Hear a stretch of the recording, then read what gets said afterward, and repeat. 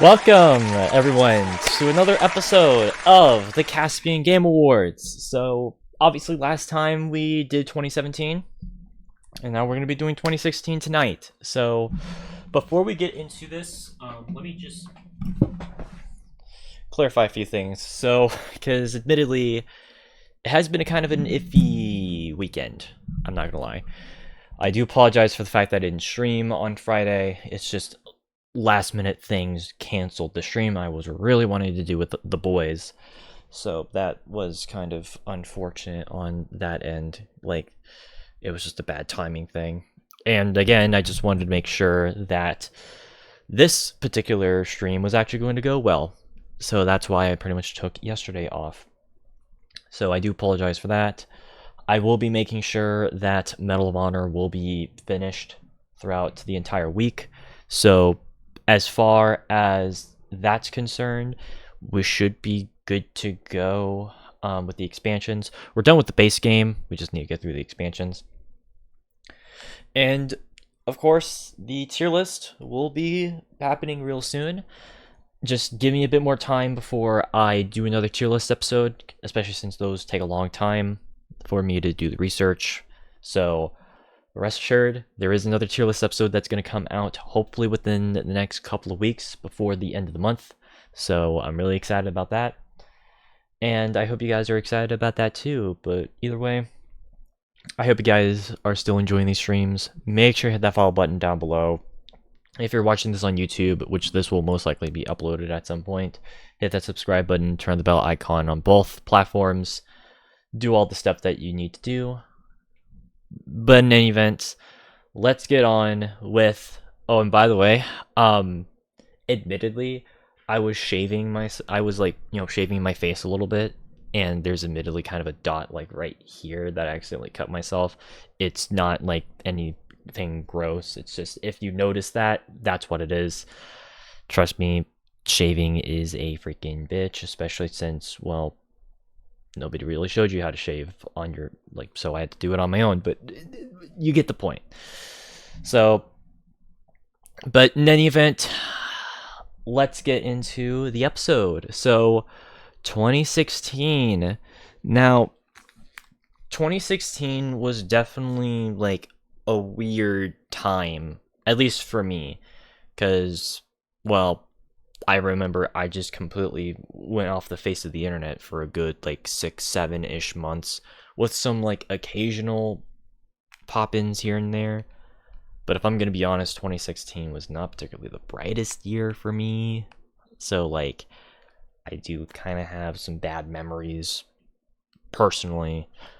And well, 2016 was also a very not good, take it away Fantano, not good.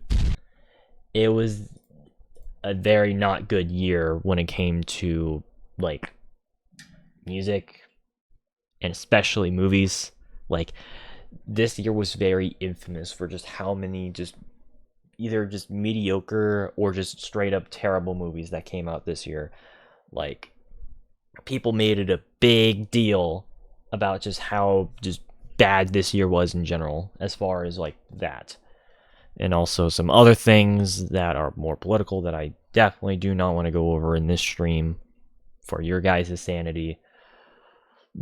But the thing is that while I was doing this, trying to gather up everything for the Game Awards, I noticed something. A lot of the games that not only that I have played for you guys, but also a lot of people do consider to be some of the greatest of all time, they actually came from 2016. And I guess I just had this sort of aha moment, or a eureka moment, where it's because I obviously mentioned last week that 2017 was one of the better years that we've covered thus far. That, along with 2023, I would argue have been some of the best years we've covered so far. If I'm gonna be honest, 2016 actually might be the best year that we're gonna cover so far, because there were so many damn good games that came out this year, and even a lot of the games that I didn't particularly care for, a lot of people did. because a lot of the game, I guess, just kind of, at least in hindsight, 2016 was a really damn good year. Somehow. Like, because again, keep in mind, this was the same year where, like, fucking Batman v Superman and fucking Ghostbusters 2016 came out. Arguably two of the worst movies of all time. Those both came out this same year, as well as like other terrible, like, or just mediocre movies like the Assassin's Creed movie or Suicide Squad, stuff like that. So like as far as like film, it was or like Gods of Egypt. So yeah, this year was a terrible year when it came to like the movie scene. The video games was actually actually unironically a really damn good year. Like, I'd even like, granted, I haven't really looked into like too much of like other years, but I would make a really good case that 2016 might be one of the best years of the 2010s as far as video games is concerned, followed up by like 2010, I would feel like. So regardless to say, we're going to have a lot of positives to talk about. And finally, another just straight up amazing year that we can actually talk about, like, genuinely this time. Because again, 2017 was okay, I feel like, at least overall. But man, 2016 was actually, like, insane. So, we'll have to see if the Game Awards reflected on that. Or you guys have to, because, well, I already know the answers. But yeah, just let that kind of, tone keep it in. Like, keep that, like, tone in mind. Is that 2016 was actually a really damn good year overall. Obviously, there were some shit games that came out in 2016. Every year has their dog shit games that come out. Like, that's just kind of expected. But I feel like the ratio was actually way more in favor of the good games rather than the bad. And even a lot of the games that, were shit on back then, admittedly, are guilty pleasures of mine, or people do genuinely think they're really good. So, time has definitely aged really well when it came to this year being for good games. And let's talk about that. So, of course, let's get into the categories. So it's the same categories that we had in the last episode, except surprisingly enough, I did not end up choosing a game by a new, like, best game by new studio, because admittedly that has that, as well as the DLC / expansion, I do feel like we're kind of like the weakest aspect of this year in particular. Like, yeah, this was just kind of a quiet year when it came to, like, at least new debuting studios that would eventually kind of, do their own thing, like, kind of afterwards. So there were some notable ones, and we'll get into them once we cover the other categories. But yeah, this was just not a very big year for new up-and-coming studios, I feel like. At least in hindsight, of course. So, and if I'm going to be honest, I was this close to just removing the DLC expansion category. I literally just had to rush an entire thing last minute. Obviously, we'll get there when we get to it, but I will need to explain that one in particular. And also, I almost fucked up with the role-playing category. I will fully admit that. But in any event, let's go over the rules for those who are new to this series, because, some of you guys might be jumping in being like, what the hell are you doing? They already did the Game Awards. Well, this is me doing my own Game Awards and how I would have had the nominees and the winners of each category. And also having consistent categories, not being like none of the weird games for impact or like best esports player or any of that bullshit. We're just cutting through the chase for each genre, as well as the major, like, parts of gaming. So, and let's go over the rules again, because, well, we have rules here. So, this is a big, of course, as you guys know, it had to have been a game released between January 1st and December 31st. No weird cutoff points. And also, this is a point that I do need to make, especially since since we're starting to get into games that are starting to become a bit of a like they're starting to become a decade old now, which is insane. I'm starting to notice that there have been games that have released in other countries first before they hit the US and Europe. I want to make it clear that we do not count the North American release as the only release that a game should be counted for. We do count the initial release wherever in the globe it is. So if a game came, like for example, if a game came out in 2009 in Europe, but then it came out in 2010 in North America, I count the 2009 release. So, and there's one game in particular that people are going to be super confused about. I'll get to that once I get to it. It makes more sense in context when it comes to this rule in particular. So, it had to have been released that same year. Rule number 2. It had to have had a decent to good launch. Games fixed after the fact will only apply by scenario, which there are a couple that I think I did nominate that did have some issues like that, but yeah, you get the point. No early access games, because that's not fair. It's not the full release. So there you go. As for Game of the Year, it has to be a game that is generally accepted by, a bunch of people, and it has to be a completely new game. So no remakes or remasters, because that's not fair. And then also, these are only games that I am personally interested in. There are a couple of games that I know for a fact that people are going to be very upset that I'm not nominating, but it's because I don't particularly care for them. They are not for me, because I'm very picky with that stuff. And that's where you guys can disagree. If you agree or disagree, feel free to let me know down below. But either way, let's jump right into this. Let's get into the indie games. So, again, like I mentioned last time, I was definitely in my very stingy against indie games phase, which makes sense because I was literally in high school whenever this was going on. So do keep that in mind, that this mid to late-ish 2010s era was me very stingy about indie games. So, or at least a lot of the indie games that were popular at the time, I should specify. So do keep that in the back of your minds when it comes to this.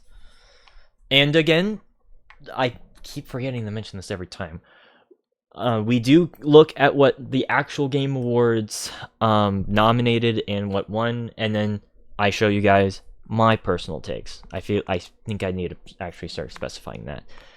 So, what did the Game Awards actually end up nominating as far as best indie games? Well, let's look at the list here.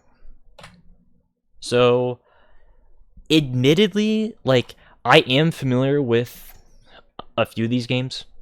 So, I'd say Firewatch, Stardew Valley, and Inside, I'm definitely the most familiar with personally. Inside, if you guys remember me playing Limbo a couple of years ago, it's made by the same developers. So, it's a platformer, adventure, hybrid game, which is pretty cool. Granted, it does have a similar dingy imagery that Limbo had. It's not that fucked up, if I'm gonna be blunt about it, but it's kind of in a similar vein, and I think that's pretty cool. I might even do a playlist on this. Hint, hint, wink, wink, nudge, nudge. But yeah, Inside is, think of something like Limbo, if you guys even know what that is. So that's kind of what that is. Stardew Valley is, of course, a sort of life sim / farming sim / adventure game-ish thing. Well, my friends do love this game a lot, because that is definitely up their jam. Although, if you guys remember me saying this, these type of, I guess, slice of life I guess, more innocent slash humble games, I'm sorry, they just aren't really for me, if I'm gonna be honest. So it's like, I know, I know that that's gonna make a few of my friends cry. Actually, they already know I don't like this game as much. Like, I don't hate this game though. It's just not really for me. So I wouldn't really have nominated this game to begin with. If it's your jam, that's completely fine. It's just, I just don't particularly care for the farming simulators or the sort of interpersonal, home life sort of thing going on with like games like this. It just doesn't really. Again, I'm much more action oriented. If I want to play a video game, I don't want to feel like I'm simulating real life. So, unless if it's like The Sims, but that's a weird exception. And then, well, last but not least, we got Firewatch, which is a sort of, I guess you could say, like, well, it's another adventure game where you're following, like, I guess, like some sort of park ranger guy and sort of his quest. I think it's supposed to be a game that's similar to like What Remains of Edith Finch, but admittedly, that's all I really know. And so yeah, like admittedly, this does come from a place of ignorance. I only know just a bare thing about this game. Like, I do remember seeing like a bunch of Let's Players cover it at the time, but again, it just didn't really appeal to me as much. So therefore, yeah. As for The Witness and Hyper Life Drifter, admittedly, I do not know what either of those games are. Again, keep in mind, this is from an era in which I did not really pay attention to the indie game scene. So, like, admittedly, this does come from a place of ignorance. So, well, like, not like, hatred ignorance, but you know what I mean. It's just, I genuinely don't really know what either of these games are about. Hyper Light Drifter does look kind of cool, though, with the vibrant neon look to it. At least from what I can tell. I'm assuming that's like a roguelike, or like some sort of like a adventure, like some sort of action adventure. I'm assuming, at least. I genuinely do not know. So, but of course, I'm pretty sure, considering that this was a pretty big considering this was a pretty big game back then, it should be no surprise. Oh wait, Inside actually won.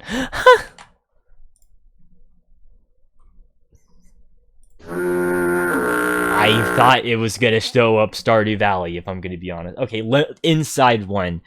Actually, fair. That's probably what I would have personally chosen.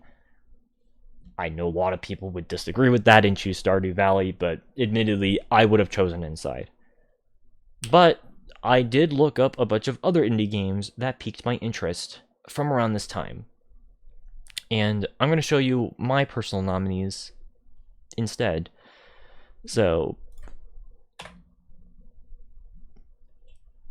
of course, okay, let's start with the two other games that let's talk about the two other games. Grim Dawn is a RPG, similar in vein to something like Divinity or like the old Fallout games. So, yeah, it has that sort of top-down view. And this game has such a really cool aesthetic to it, because you can tell, obviously, like, early modern era inspired, maybe even a little bit of Warhammer inspired into it.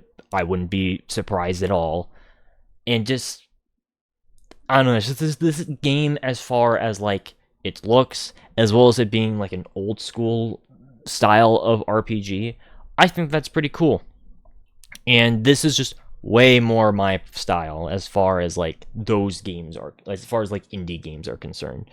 And admittedly, like, that's what kind of annoyed me, because it's like, why haven't I been shown these games? I've been shown like all of like the more happy-go-lucky games, and if that's your thing, that's fine. But I'm more into like the grit, the like the, I don't want to say edgy. I will say these all these covers for these games do have like a bit of an edge to them. I'm not gonna lie, but that's just what I'm more into personally. And as far as like a RPG that's like that, especially made by a small team, it's very impressive. So I would definitely, at least if you're interested in a newer style of like old school 90s RPGs, that might tickle your fancy. Salt and Sanctuary is kind of a similar thing. It's another RPG. It's kind of in a similar aspect, but the combat is way different. I think it's done in a more real-time sense, so more like straight up medieval inspired, as you can probably tell here. And I don't know, like, this might sound weird for like a lot of people because I don't really stream a lot of RPGs, but I actually do like RPGs. It's just they take a long ass time to finish. So like that's kind of why I haven't really talked about RPGs all that much. But as far as like that's concerned, like these are RPGs that like do interest me, and I would definitely recommend if you guys want like a more old school style. So, and then, well, we've got the game that we played on stream. I think it was either last year or 2 years ago.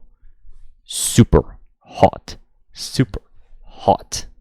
Super hot. Super hot. Okay, I'm just gonna stop. This game is really cool. It's a first-person shooter question mark, but it actually is kind of more... Honestly, I'd argue it's actually more of a puzzle game than it is like a first-person shooter, which is weird to kind of call a game like this.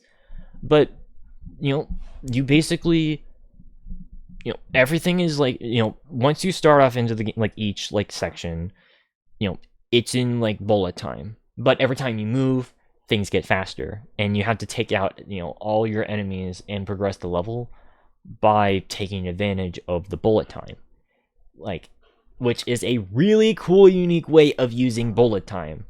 And this game also has a really unique, I guess you can call it like some sort of like a Matrix-esque like visual flair, where it's all like backgrounds are just completely white, and then everything that you can interact with is either black or red. Like, it's such a really cool use of using contrast colors like that. And this is a game I would definitely recommend to you guys. So, but of course, let's get into the winner. Of course, I'm always prepared for the for the thing. Let's get to the winners. Or the winner, because there can only be one game. As much as there's some games I would love to nominate as multiple winners, but I've got to be fair. So, but in any event, here we go. So the award for the best indie game of 2016 goes to Super Hot. It should not surprise you.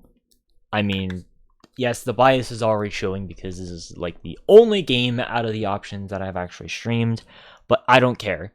This game is really damn cool. Again, that unique use of bullet time really does make this game stand out compared to its other contemporaries. And it does feel very meta breaking, meaning that it's just such a weird game, if that makes sense, because you literally have to... Okay, I'm not going to spoil, never mind, because there is technically a story in the game. But yeah, as far as an indie game is concerned, this is definitely one of the coolest first-person shooter-esque games that I've played. And like I said, it's more of a puzzle than it is a first-person shooter, because again, you have to take advantage of the fact that you die in one shot, but you have to move with the bullet time to kill. If it sounds like I'm making it hard to describe, I apologize. just take my word that this is a really damn cool game and you should play it right now. And also, thank you to my cousin Brody who actually showed me this game, because I remember he showed me this game and on his Xbox, and I was hooked with it ever since. So thank you for showing me this game. I have nothing but you to thank for me to have this. So, but yeah, that's best indie game. So, of course, that naturally means that we are going to progress into the AA and AAA experiences by talking about best action adventure. So, again, this is action adventure, platformers, and horror games, all kind of in the same bubble. So, as far as a category like this, it's going to be pretty broad. Though I will admit, this was actually initially a pretty tough choice, which you wouldn't think that would be the case, because like I said, this year was a really damn good year for games. But as far as my definition of an action-adventure game is concerned, or even all these others, there actually weren't that many that qualified. They qualified for other genres, but not strictly action-adventure games. So, and you're going to see that as a reflection of how I personally feel about what the Game Awards nominated.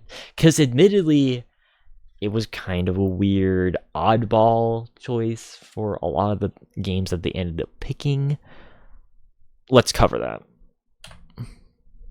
So, again, Hyper Life Drifter was nominated for this, which, again, proves to me that this is an action-adventure game of some sort. But then we've also got two games that I do agree with being nominated here, and then one game that I do like, but I don't necessarily know if this is the right category for it. And then there's one game here that is just a straight up no. So, Hitman 2016, of course, is a game that I am going to promise you guys that I will be streaming at some point. Once I get my new computer, that will be the first playthrough that I will be doing. So, of course, already, I do agree with this being on here. Because it's not a strict third-person shooter. It is a stealth, actually just a stealth puzzle game as well, similar to like Super Hot. It's more of a puzzle game in certain aspects, and again, you can literally like beat the game without shooting a single person, so it's not a strict third-person shooter. However, I will admit I am kind of hesitant nominating this one because, well, even though I do think that this game is amazing game in a lot of ways. Hell, I gave a lot of praise to its eventual sequels with, the other streams for 2018 and 2021. I am a bit hesitant with this game because let me remind you that back in 2016, this game was released as an episodic game. So, okay, I have a bit of a history. So, in like the mid-2010s, I noticed there was a bit of a trend where games would come out, but only like the first part of the game. Like, not the full game itself. They would eventually release them in chunks over time. The same thing happened with Resident Evil Revelations 2, the King's Quest reboot, or even something like Bending in the Ink Machine. I really hate that concept to begin with, because it's like, okay, don't you have the full game complete? Don't just don't piecemeal us the entire content. Give us the full thing at launch, so that we can have a full rounded experience from there. You don't have to piecemeal everything. That's just something that has always been a pet peeve of mine, is just, especially from games from around this time. Because, like I said, a ton of games were doing it. I hated it back then, and games that do it now, I still fucking despise. So, that's why I'm a bit hesitant. It's an amazing fucking game. Don't get me wrong. Like, easily, I'd even argue that this game alone is better than, like, even the first 5 Hitman games combined. That's how good this game is. But that episodic release format is kind of pushing it a bit, which is why I have that rule of, yeah. So, a really good game, but with a major asterisk with it. And then we've got Uncharted 4, which, obviously, this is another game that I remember streaming for you guys, actually twice. I streamed this back in 2020 and back in 2022. I finished it in 2022. I just took me a long time to, finish it, or even just replay the whole thing, because I didn't think it would be that long. But yeah, no, Uncharted 4, very reasonable to have some sort of a nomination, but I don't think that this is the best category for it. As a matter of fact, I feel like this would be a better candidate for the shooter category. Now, again, I know Hitman's right there, but again, unlike Hitman, where you can beat the game without shooting a single person, Uncharted 4 is a third-person shooter at its core. You have to shoot guys in order for you to progress, or at least that's what the devs intended you to do. So that's kind of why, at least in my opinion, this isn't the best category to nominate it, but it's still a worthy game to note as far as action-adventure games are concerned. So, or I guess just games from 2016. So, yeah, that one, while I do really like Uncharted 4, it may not be the best category for it. And then we got Ratchet & Clank 2016. So, obviously, this is... Okay, so first of all, this game is a remake, so automatically it wouldn't even really qualify for this list, at least for me, because, again, no remakes. But also, and this is also just kind of... This is also the consensus of a lot of, other Ratchet & Clank fans. This isn't really one of the best Ratchet & Clank games. As a matter of fact, it may actually be one of the weakest. I don't necessarily know if it is the worst Ratchet & Clank game, but it's definitely not my favorite. I'd rather play the original any fucking day of the week, is basically what I'm trying to say, because it has more, basically just everything. It has more weapons, it has more, locations. Drek is a much better character in that, and just as far as the character growth, it feels more natural. Granted, Ratchet has the same problem that I have with Woody from Toy Story 1, where he's too much of a dick at points, but at the same time, yeah, he basically doesn't really have a character in this.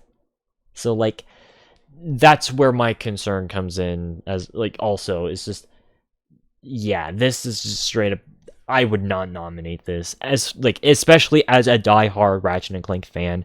Even I have to recognize, yeah, this is one of the weaker entries, and it's definitely the worst Ratchet & Clank game I've played. Keep in mind, I've only played, as far as the PS3 games, I've only played Tools of Destruction. You're talking to an old school Ratchet & Clank fan here, so. But yeah. Dishonored 2, though.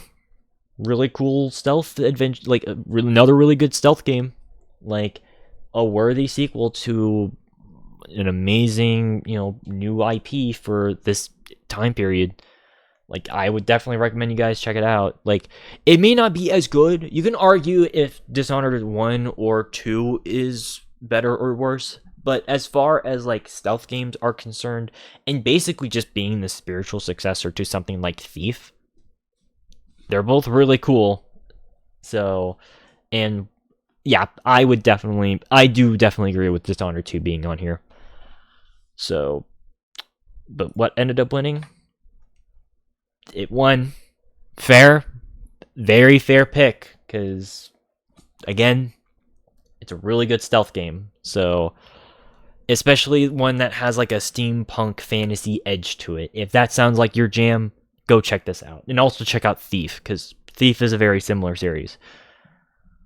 So if I would not have Hyper Life Drifter, Ratchet and Clank, or Uncharted 4 on here, what do I have? What would I have instead?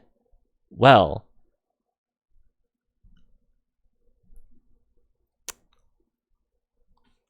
God, I know for 2 of these games, people are gonna laugh at me for this, but I'm gonna make a genuine case with facts to prove that I do think that these are better nominees. I don't know if you guys are ready for it.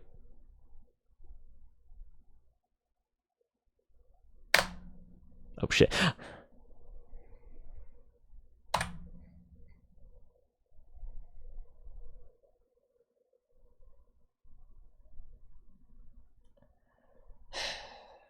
Let's talk about the elephant in the room.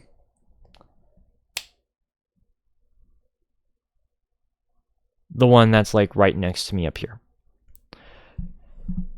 So, I know there's gonna be some people who are gonna be like, oh, but that's like an anime game. Okay, but like it's actually a genuinely good game. I streamed this game back in 2020, by the way. I thought it was really damn cool. And I actually did play it before. Because keep in mind, this was the second Shantae game I played. But as far as like a platformer action adventure game is concerned, especially one that was backed up by Kickstarter, fuck yeah, this game's actually better than it has any right to be. Like, and it's also admittedly one that I will admit I'm extremely biased for. Yes, I know and some people are gonna be in the chat who are gonna be like, biased, you're biased. Okay, it's my show. I don't care. But in all seriousness, no, I do think that this is actually a genuinely good platformer. As far as like its visual style and its gameplay and its sort of like level progression, it's actually a really fun time. And I would even argue that like this game basically got shafted. Like as far as because this game came out in December 2016. So I'm pretty sure this came out, if not the same day, like at least around when the Game Awards were happening. So like no matter what, this game was not going to get the nod, which is a shame because it's actually really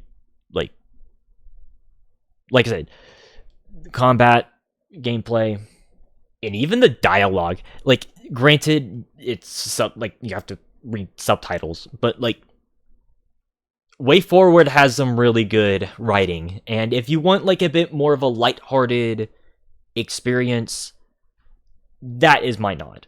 And also another lighthearted experience that is also a platformer that I have not mentioned yet, but I'm going to mention it now. Unravel. So this game also is another side-scrolling platformer, actually a very similar game to Limbo or Inside. Except it's also a puzzle game. I know, I keep mentioning puzzles. This was the year of, like, you know, adventure games with puzzles in them. I know. But this one was actually pretty unique. Because you're basically playing as a creature that's made of yarn. So what you have to do is you have to create, like, pieces of yarn from yourself to solve these platforming challenges. And you know, it's just you're just playing as a cool little yarn guy in the middle of the woods and like out in the back fields. That's cool. Like, and it's also a pretty lighthearted looking game. Obviously, I don't really nominate games like this, or really just like quote unquote kids games in general, because that's essentially what Unravel is. I'm pretty sure. Let me double check the ESRB rating, just so that I don't look like a fool if this turns out to be rated T. But like, you know, it's a bit more, again, it's another game that is a bit more lighthearted, that, you know, it doesn't take itself super seriously. And as a fun little, distraction at the end of the day. So if you want something that's kind of like that, I think that's pretty cool. Yeah, it is rated E. Rated E for everyone. You know how goddamn rare it is for like a non-Nintendo rated E game to release? Nowadays anyways? It's like freaking your ticket right there. And then, well, of course, we've got the other game that people are probably going to be rolling their eyes at and being like very dismissive, especially with the most recent game being dog shit.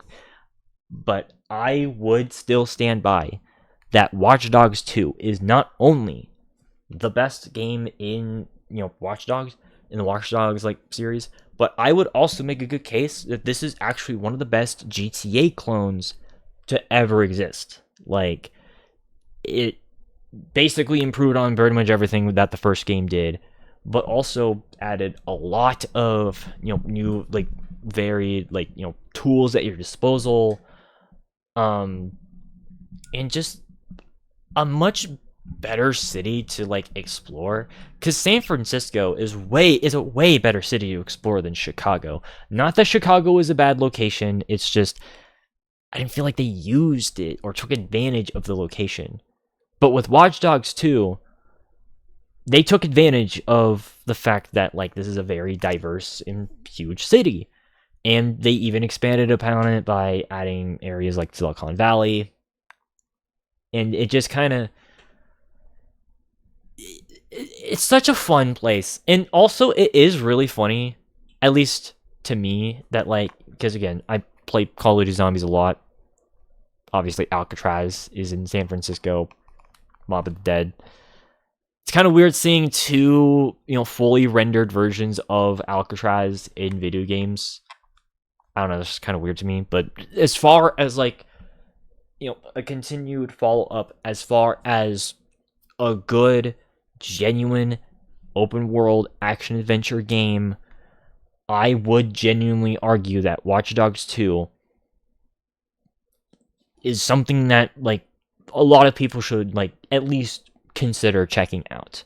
It may not be your cup of tea, but honestly, if it ain't Saints Row or if it ain't GTA, it's this. So, but of course, let's get into the winner of this category. And well, considering that there's a lot of oddball choices that I'm choosing with this one, it can go any direction. Except I already know what's gonna win. So, but let's get into it.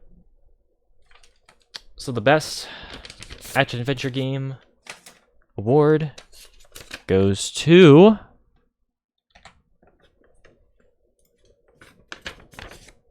Watch Dogs 2. You'll have to rewatch a bunch of my very old streams to understand the context of this one. But, and again, this is another bias, although admittedly, this whole stream is going to be biased, I don't care. But I would genuinely argue that Watch Dogs is a good game. Which I know is shocking, because again, people shat on the first game for its, deceptive trailers. And people rightfully shat on Watch Dogs Legion for being a bare bones concept being blown into like a AAA budget. They actually tried with this game.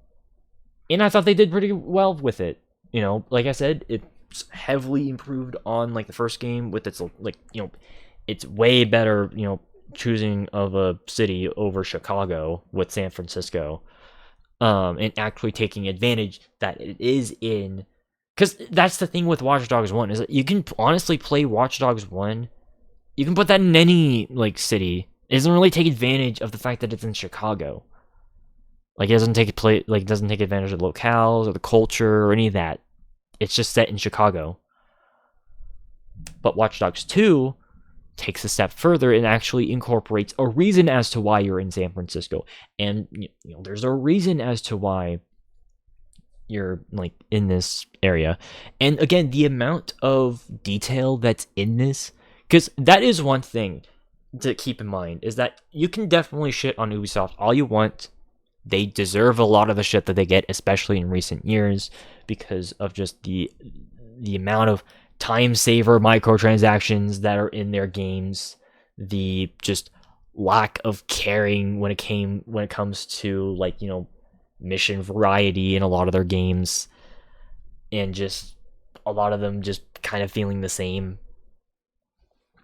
And I would definitely agree with you on that.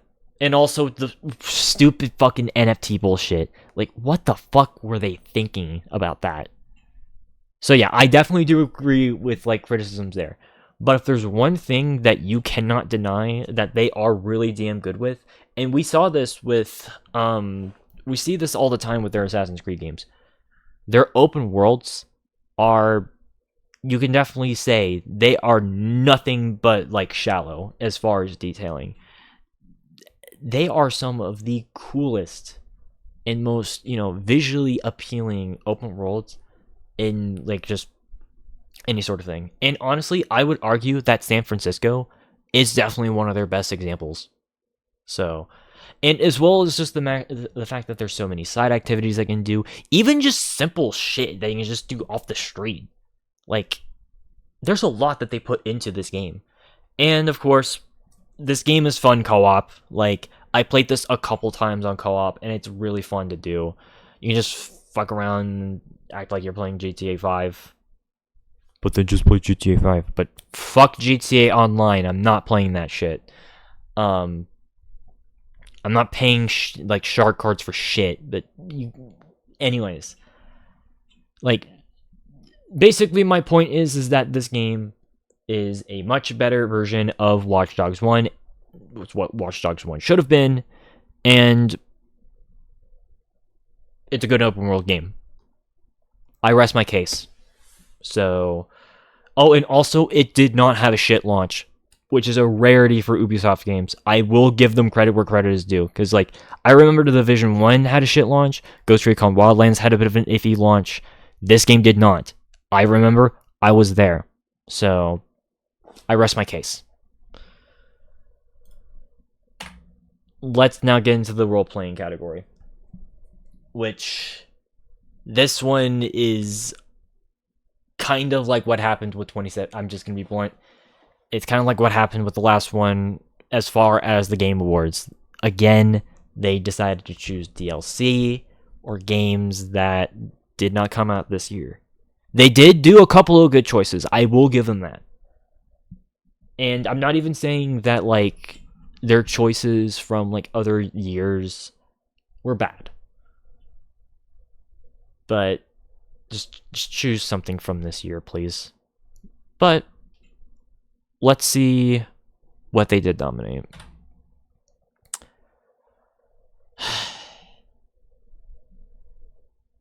Yeah, you see the problem here. Only 2 of these games came out in 2016. 2 of them are expansions, and 1 of them is a 2015 game.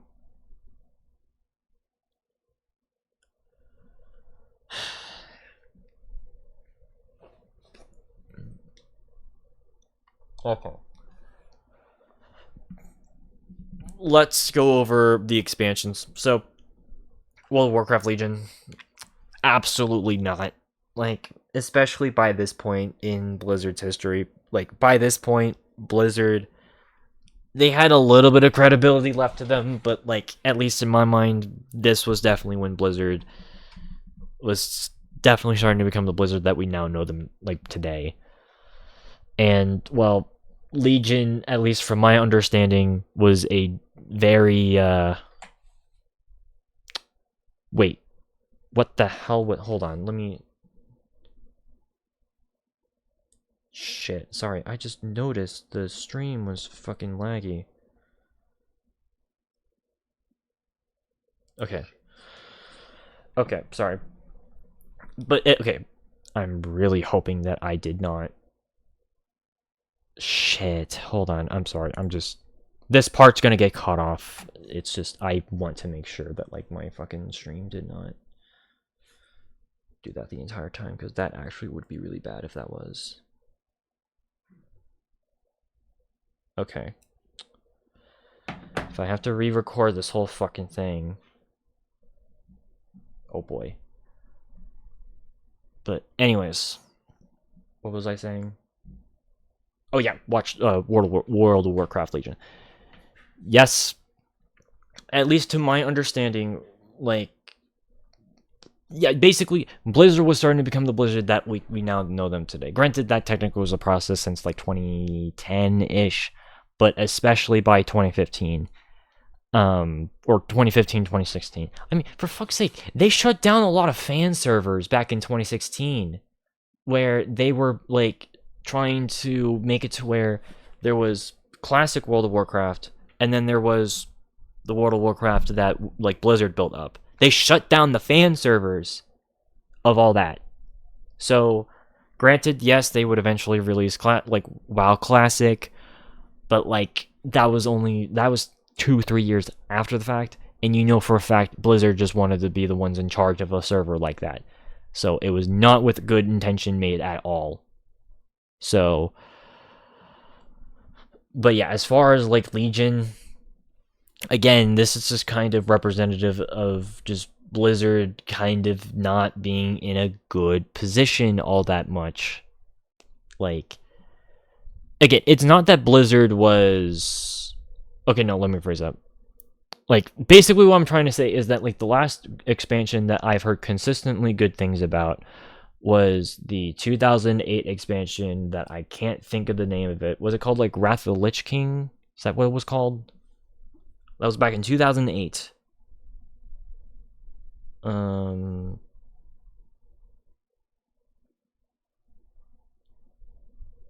Yes, Wrath of the Lich King. So... basically, ever since Catalyst, World of Warcraft has been on a downward... They've been kind of on a bit of a downward trajectory. And at least from what I'm concerned, Legion did not really help things. So, hard no for this being on here, being the nominee. Xenoblade Chronicles, again, that is a game from 2015, therefore it should not be on here. I don't necessarily know why they decided to nominate it. Again, the Game Awards, they have like weird stipulations and rules to what games should be nominated. It's actually fucking ridiculous. You guys should know this at this point. And then we've got Dark Souls 3, which I would say that's definitely the most fair one on this list. I mean, Dark Souls 3, from what I understand, is a lot of people do like Dark Souls 3. It's Dark Souls 2 that people have issues with. Though I think there is like a small group of people who really don't like Dark Souls 3. They think it's like too easy or something like that. I don't know. That's a small minority. I do remember seeing people on YouTube saying that at the time, but who knows? And then we've got Deus Ex Mankind Divided. Now, if I'm gonna be honest, I was this close to actually putting this as a nominee, because a lot of the systems that a lot of the continued storyline from Human Revolution obviously transitioned into this game, and there was a lot of cool things that was added in this game that I do recommend, do think is pretty cool. And even just sort of like the look of these Deus Ex games, because these are prequels to the early 2000s games, right? So,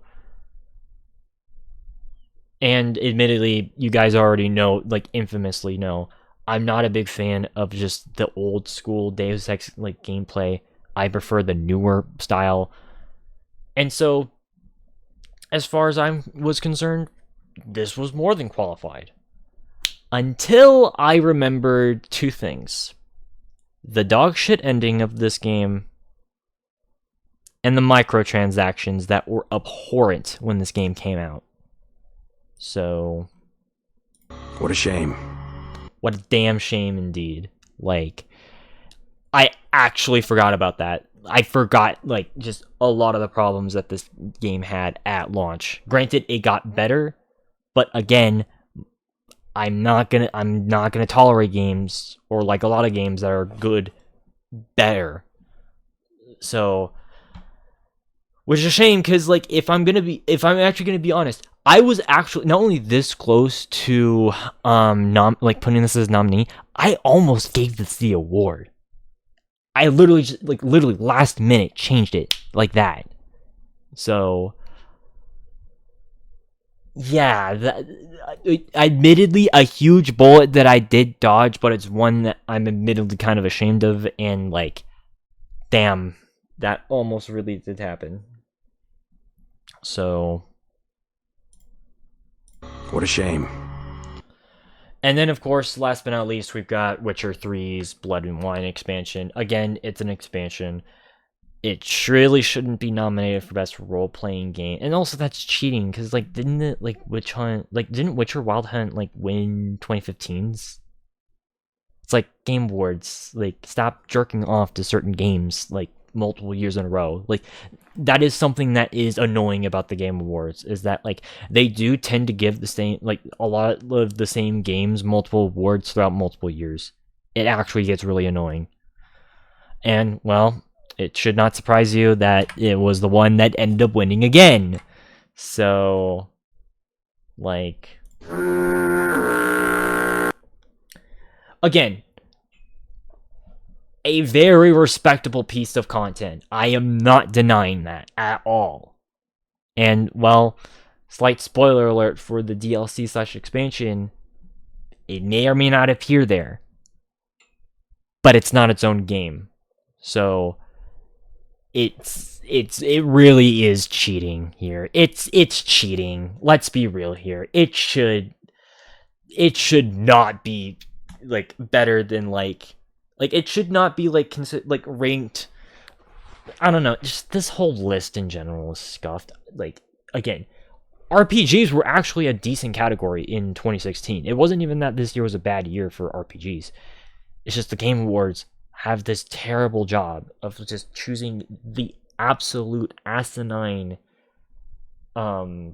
picks. Like, I don't get it. I genuinely don't get it.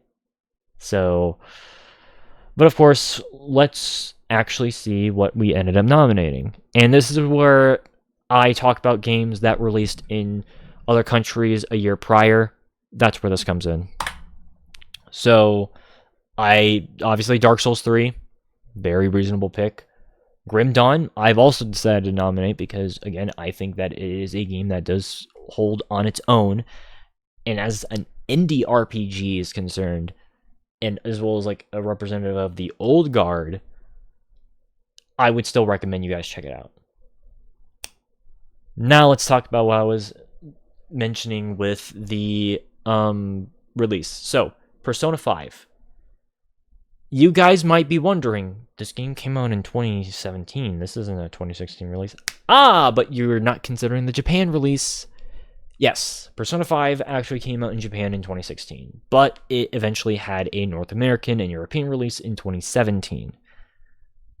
But admittedly, I am not someone who is very comfortable giving out an award for something for a game that came out a year or two prior, only for it to kind of, win that year. It just, to me, it just feels a bit too, Eurocentric. But also, it's like, you're just straight up disrespecting, like, the year of which a game came. Like, you're disrespecting, like, the actual release of a game, I feel like.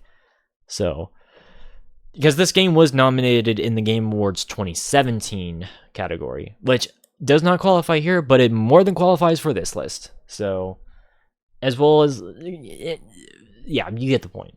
And then, well, I decided to nominate Final Fantasy 15, which honestly was kind of surprising that this was not nominated at the Game Awards at all. Like, granted, I will admit it is one of the weaker Final Fantasy games, but it's not the worst. Like, I actually would argue it's still a really good game on its own. Like, it's no 13.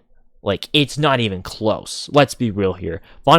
As far as, like, the worst Final Fantasies are concerned, I would easily argue that Final Fantasies 2 and 13, and even, like, the launch of 14, are objectively worse than this.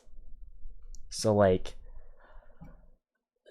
And there's even some cool things about this game that exists as well. This is the last sci-fi game in the Final Fantasy series. So like, or I guess this one's, I guess it is sci-fi. I mean, you drive cars, so it's more of a contemporary science fiction game. But I would still argue that it's a genuinely good game. There's a lot of cool, mechanics and gameplay features and stuff like that in here. So yeah, like I would argue it's a good game, and it is worthy of getting a nominee, especially since, ironically enough, like yes, there's a shit ton of Final Fantasy games, but we've only had one nominee from the series so far, and that's 16. So, but yeah, 15. Good, but let's see what ends up winning. So here we go. So the award for the best role-playing game of 2016 goes to not Deus Ex Mankind Divided. I'm not making that mistake. But, well, I'm going to give it to Persona 5. So, if it wasn't going to win 2017, you bet your ass this was going to win 2016. Because it makes way more sense to nominate for 2016 based off the fact that it did come out in 2016. It just came out in North America in 2017. So, yeah, I haven't really talked about Persona all that much. Admittedly, that's partially because I'm not as familiar with the series as a whole. Like, this was kind of the first major game that, like, I personally heard of, which is part of the reason why this game deserves recognition, because, like, yes, the previous Persona games were popular, but they were only really ever popular in either smaller groups or in Japan. Persona 5 was basically the game that pretty much broke Persona out of that sort of niche into a more wide, like a game that had a larger appeal. And well, now Persona is more popular than it ever was, especially since anime is way more popular than it is like even when it was like really big back in the 90s and early 2000s. So as far as I'm concerned, like, yeah, no, like it has to have at least a bit of respect in that department. I mean, it also helps that, like, Joker and all the other characters, a lot of people do relate to on a personal level and do consider them to be, some of the best written characters in any sort of Japanese media.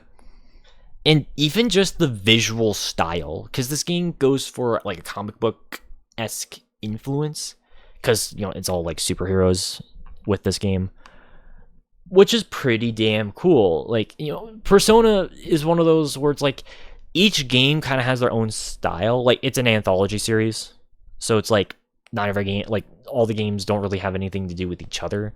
It's most, like, all it pretty much is just it's a bunch of high schoolers or like college students or middle high school or college.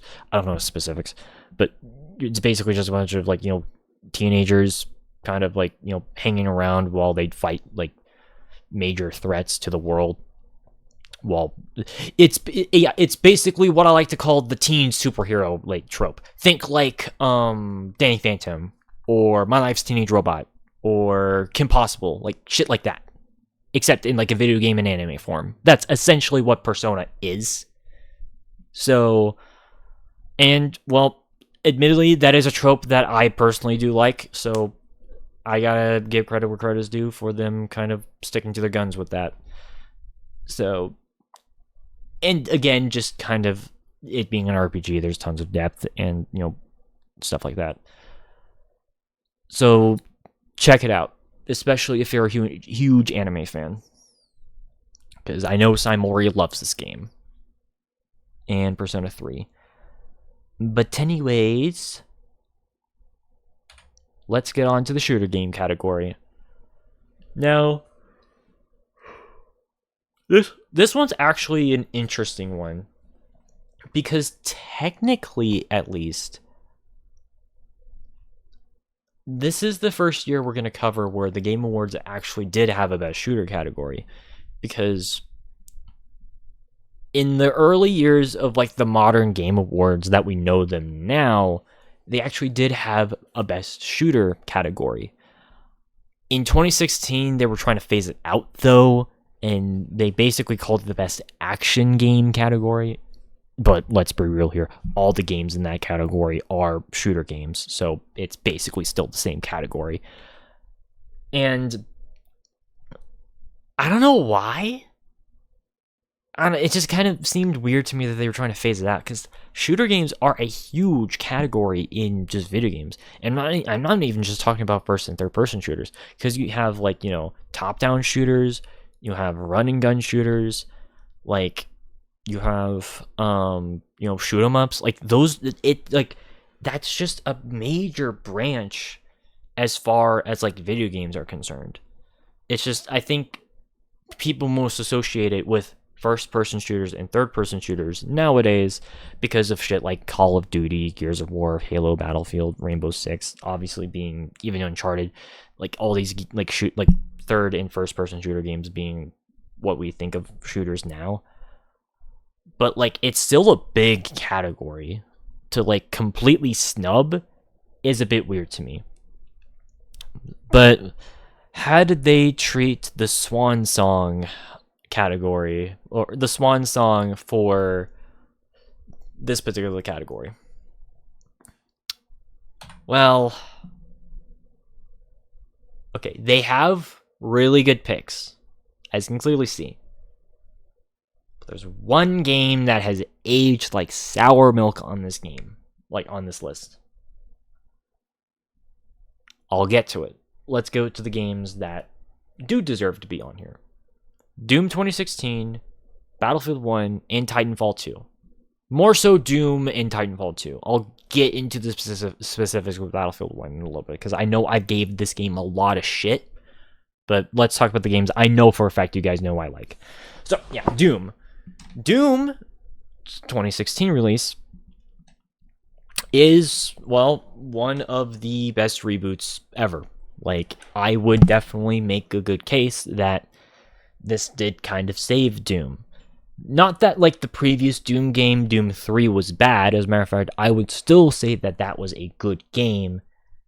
It just played very differently compared to pretty much the games that came before it. It was a lot slower paced.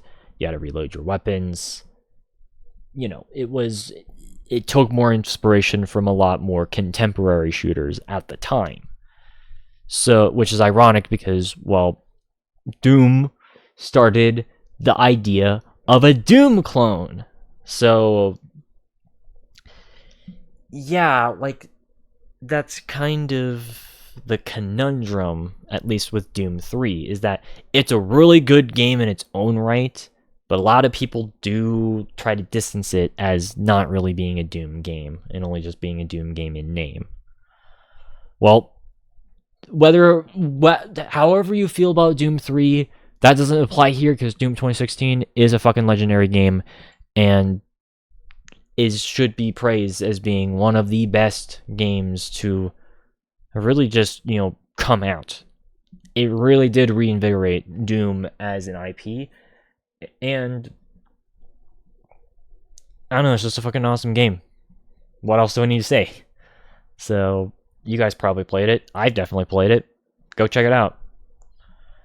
And then you got Titanfall 2. Another really good game in its own right. An improved version of what came back in 2014. Adding basically double the amount of content that was in that game, plus having a co-op mode later down the line, having a very fleshed out single player experience, and just being an overall unique at the time. Well, maybe not. Okay. Titanfall 1 was unique when it came out. Unfortunately, a bunch of other franchises wanted to copy off its success. Therefore, yeah. Though I would still argue that as far as like non-Halo sci-fi shooters are concerned, it's actually one that I could give out as an exception. So go check out Titanfall 2. Battlefield 1 is also here. And okay. I have a weird history with Battlefield 1. Like, is it a good game? Yes. I do think that as far as Battlefields are concerned, this game was pretty important. Because as a World War One shooter, those are very rare to those are really rare to come by. Outside of the Verdun, Tannenberg, Zonzo line of World War One games. And like, as far as like the gameplay itself, like if you guys were seeing my seeing my Steam play for like the past like week, I've been playing this game nonstop. I'm not gonna deny that like you can't have fun. Like you can I'm not gonna deny that you can have fun in this game, because you can have a ton of fun, especially with a lot of the stuff that came into this game after this game launched. And I do genuinely feel like this game, it's the game, I will admit that it's one of like the two Battlefield games, I will admit, along with Battlefield 4, that I do come back to the most. And just that solid, in the game experience is what makes this solid. But notice how I said content after the game came out. That is kind of my biggest gripe, is that this game did not have as bad of a launch as Battlefield 4 or Battlefield 5 or 2042 or Hardline. There were definitely some notorious glitches that were a thing when this game came out, but definitely not nearly as bad as like other games.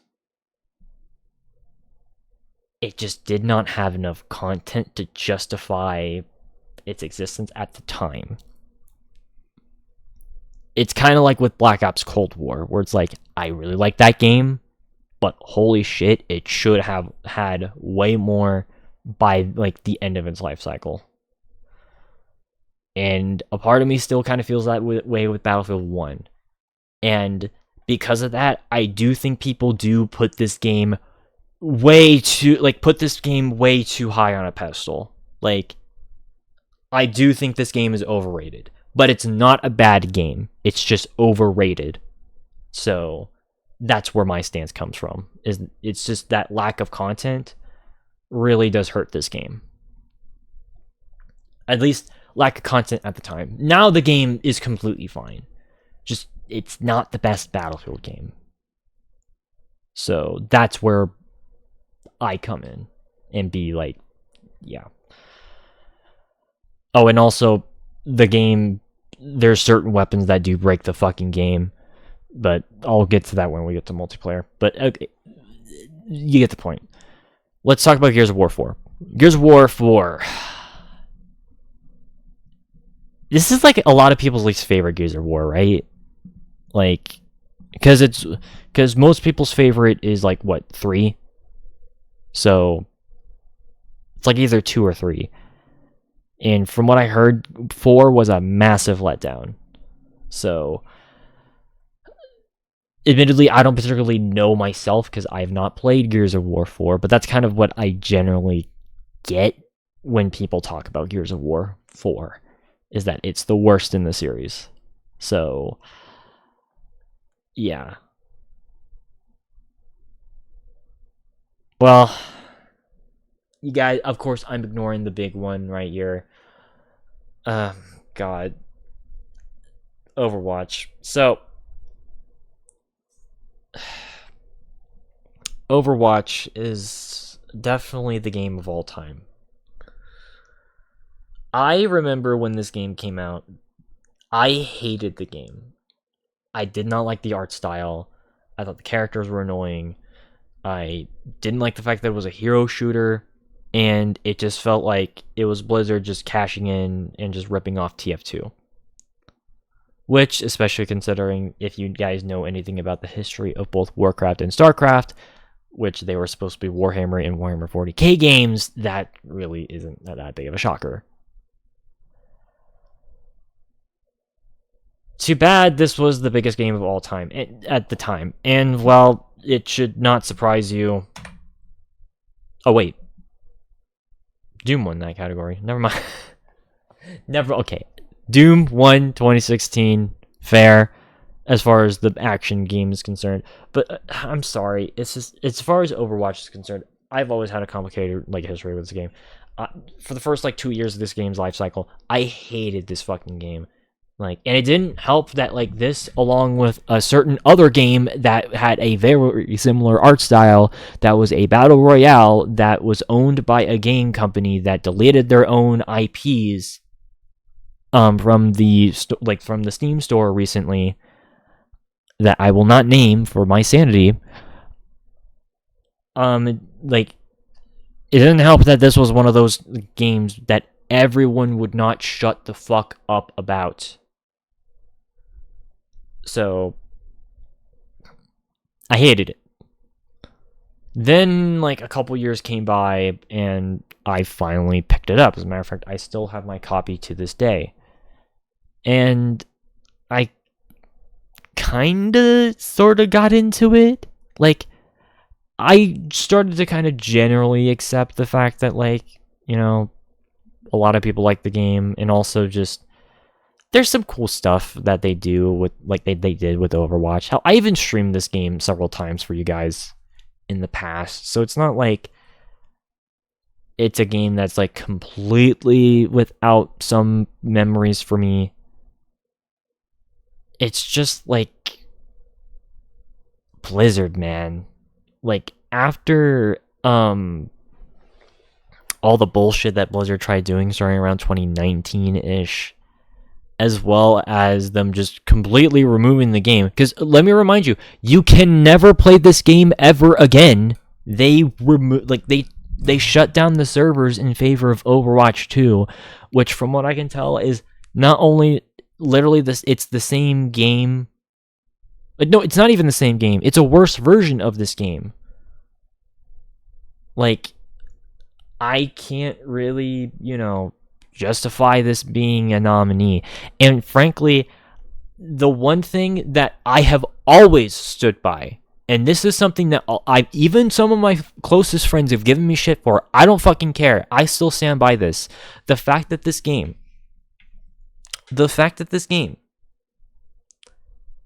has basically promoted the idea of it basically was the game that popularized loot boxes in people's mind as being a viable thing for your game. I will never forgive. So I did not like that. I did not like the loot boxes back then, and I still don't.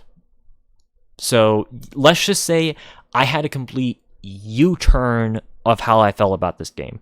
I hated this game at first, then I liked it, and now I hate it again. And, well, thankfully, I'm not alone anymore. My call was right back in the day. Somehow high school me was correct. That's something that a lot of people would usually cringe at that statement, but in this instance, I was correct. So, I mean, it doesn't matter here, but thank God Doom was the one that won. But let's actually look at the games that I ended up choosing as other nominees. Now, one of those games is also a game with loot boxes. I'll explain that one in a bit, because I'm not forgiving the game. But let's get into what I ended up choosing. So, and also, I just realized this is not the right transition. What the hell? Okay, so I'm not gonna talk about Doom, Battlefield, Titanfall 2. You guys already know. Also, I already talked about Uncharted 4. You guys already know. Solid game. This is a better category, in my opinion, because it's a third-person shooter. So, and it's a really damn good game in its own right. I would definitely recommend you guys check out Uncharted 4. I streamed it. As a matter of fact, this is the first time. Yeah, this is the first time we have all the nominees be games I've actually streamed at least once or twice before, which is insane. So, Yeah, we finally reached that point in, you know, the freaking the podcast, ladies and gentlemen. Like, we finally reached a category where we have played every single game, so you know I'm not bullshitting you guys. So, but anyways, so yeah, Uncharted 4, really solid game, really solid story for the most part. I'll get to that later. And just overall good game around. And then of course Super Hot being an FPS, being also amazing in its own right, especially for an indie studio. That's cool. I'm going to bring in one more nomination though. One that is a bit out of left field, and I also just realized does not have the right name for it. What the hell is wrong with me? Hold on, let me fix that real quick. Oh, wait, never mind. There we go. Sorry, I just wanted to make sure that was correct. All right. Yeah, it's Killing Floor 2. So, okay.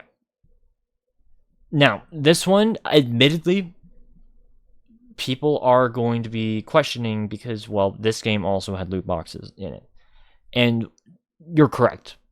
I think it's dumb. I think that that is something that, like, frankly, should not be in a game. To me, the best way to incentivize, at least in my opinion, to incentivize more people into, you know, continuing the support of a game is through, like, small cosmetic packs that are, like, a few dollars. Which they do that too, to its credit. And also, even to its credit, you do not purchase loot boxes in this game. You actually earn them in-game. So,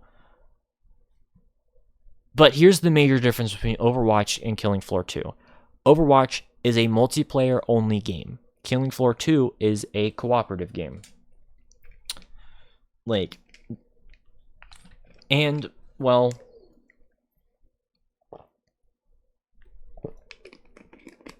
excuse me. And also, Killing Floor 2 isn't a game that strictly incentivizes, like, cosmetics entirely. Overwatch does. And that's kind of why it's scummy to me as to why, granted, in a perfect world, neither of these games should have loot boxes. Hell, Battlefield 1 have fucking loot boxes for some stupid reason. Like, yeah, you probably forgot about that shit, didn't you guys? Battlefield 1 has loot boxes too.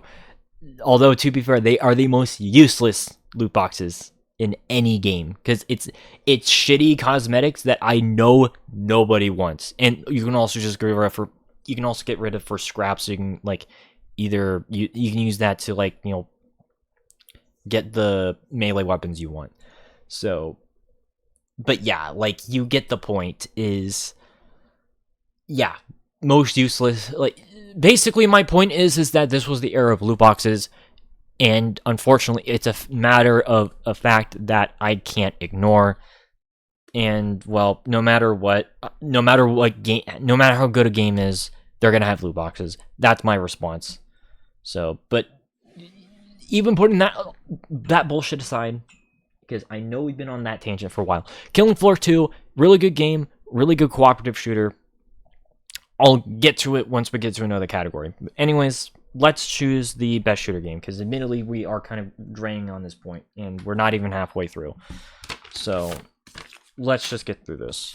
So the best shooter game of 2016 should not surprise you, but it is going to Doom 2016. Again, this should not surprise you, because, well, this game is fucking amazing. It is a fucking 9 out of 10, if not a 10 out of 10 game. It is one of the best reboots of any sort of franchise. It is worthy of the Doom name, as amazing combat and just weapon and gunplay. The enemies are varied enough to where it's like they have their own special thing. but they're not like super annoying at the same time. Maybe there's like that one or maybe two annoying enemies, but that's like every type of shooter that's like this. It's also, in my opinion, the perfect length for a campaign.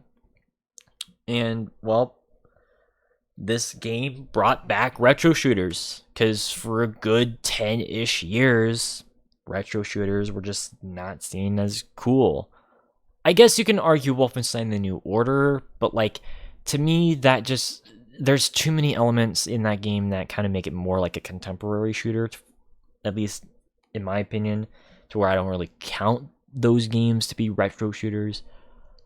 But definitely Doom 2016 fits that bill, and it does amazing work with that. id Software were able to reach back into new heights with this. And, well, they did really good with Doom Eternal. I'm really excited to see what their next project is. So, alright. Best Sim Strategy Game. This was a really good year for Sim and Strategy Game fans. If you thought that like the past several years were kind of lackluster as far as pickings, well, today is your lucky day, because this was probably the best year for strategy games. Maybe not of all time, but really damn close. This was an amazing year if you were a simulation or strategy game fan. Did the Game Awards really recognize it, though? Actually, yes, it did. In some ways. Let's talk about the one that, admittedly, I'm kind of iffy on. Fire Emblem Fates. That's a game from 2015. So it doesn't really count for this list. And also, I don't know, it's just, Fire Emblem in general is kind of one of those series where it's like, gotta be in the know to really appreciate it. So, yeah, you know, it's not bad, but not particularly like outstanding of a title when it comes to Fire Emblem, at least. So yeah, I would definitely say that that one is definitely the weakest case to be on here. And, well, you guys are going to be surprised with this, but I would, well, unless if you guys remember seeing my Total War tier list before, but I would also argue that Total War Warhammer 1 is a bit of an iffy choosing for this as well. Which is surprising, because I gave a lot of credit to Warhammers 2 and 3. Those are really good games. But the first entry had a ton of issues at launch. And honestly, it is the game that I do feel like that has aged the poorest. Like, it has aged the worst out of the three. And let me remind you, this game launched with the Empire, the Dwarves, the Orcs, and the Vampire Counts. Well, it also had a fifth faction. That was Day 1 DLC.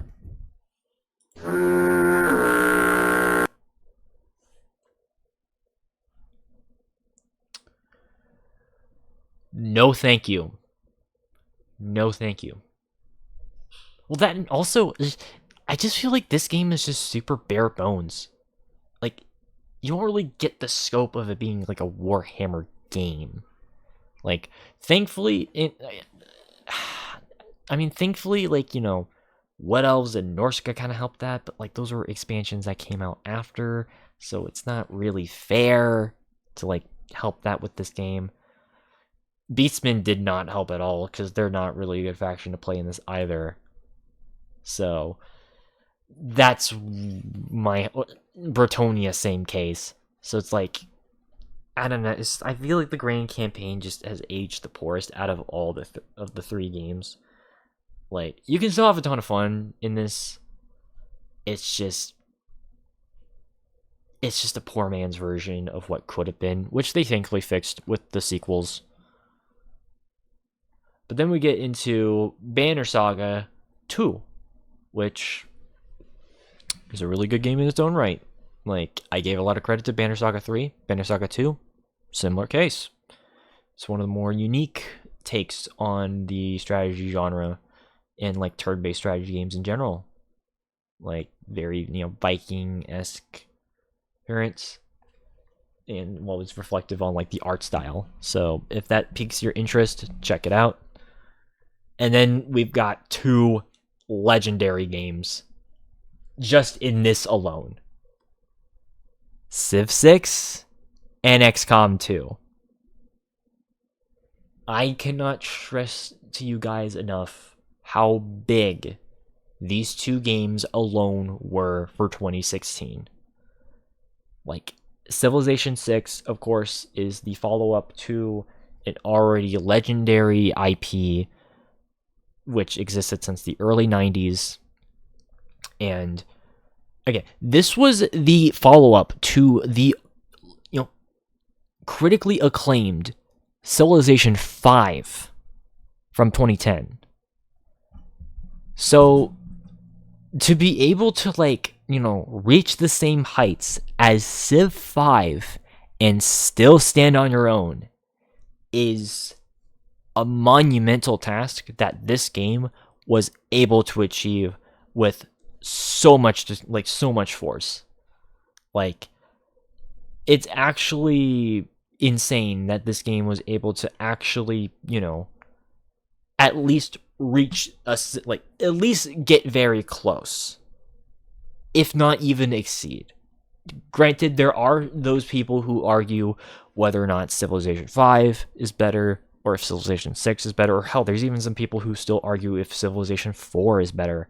But regardless, you cannot deny that this was a big feat when it came to the strategy genre. Especially the grand strategy subcategory of strategy games.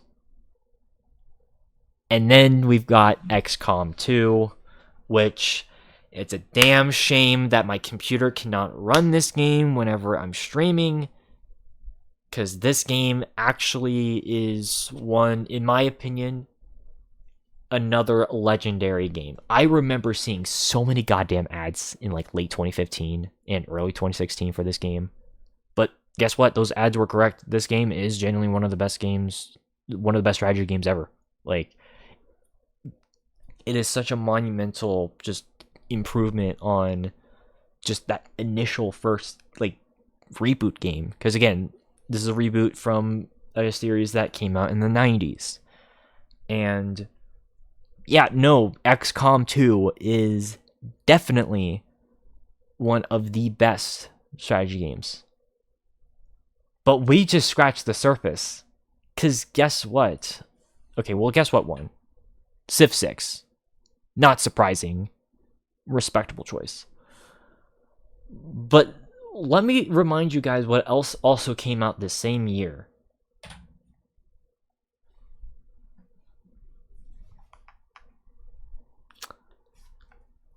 I don't even need to say anything. Do I need to say anything? Yes. This was also the same year that Stellaris and Hearts of Iron 4 came out.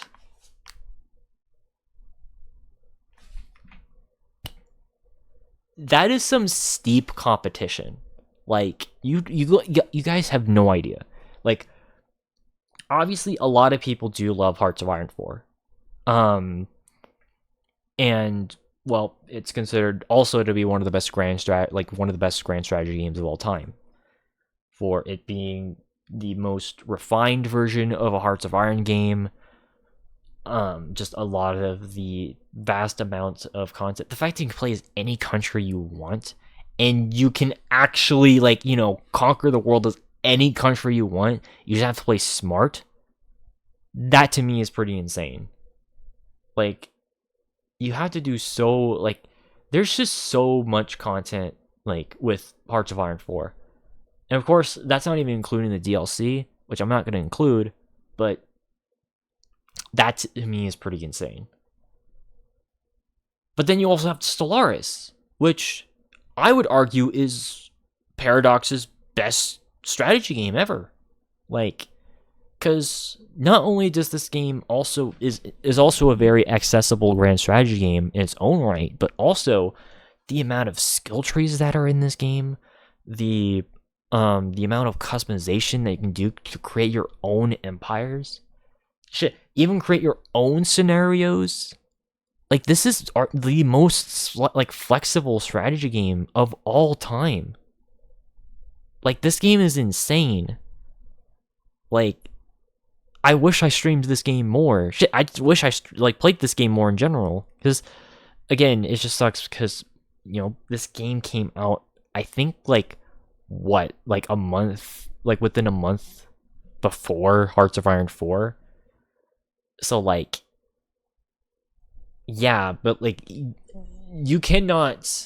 I cannot, like, understand, like, I cannot overstate just how much Stellaris at least means to me as well. Like, it honestly is pretty close, if I'm gonna be honest. If I'm gonna be honest, it's between XCOM 2, Stellaris, and Civ 6. Planet Coaster is here as well, and I wanted to give a bit of a shout out to that game in terms of, like, the simulation side of things, for being just a simply fun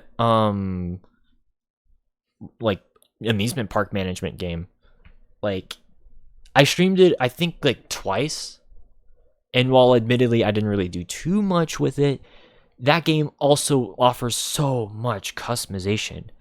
Like, it's insane. And being made by a lot of like, Roller Coaster Tycoon developers really does make it, like, stand out in its own right as well. And it's damn respectable for that. But yeah, that, at least in my opinion, these are all worthy nominations. Again, it's super goddamn close, but I did ultimately end up choosing one winner because, again, only one game can win.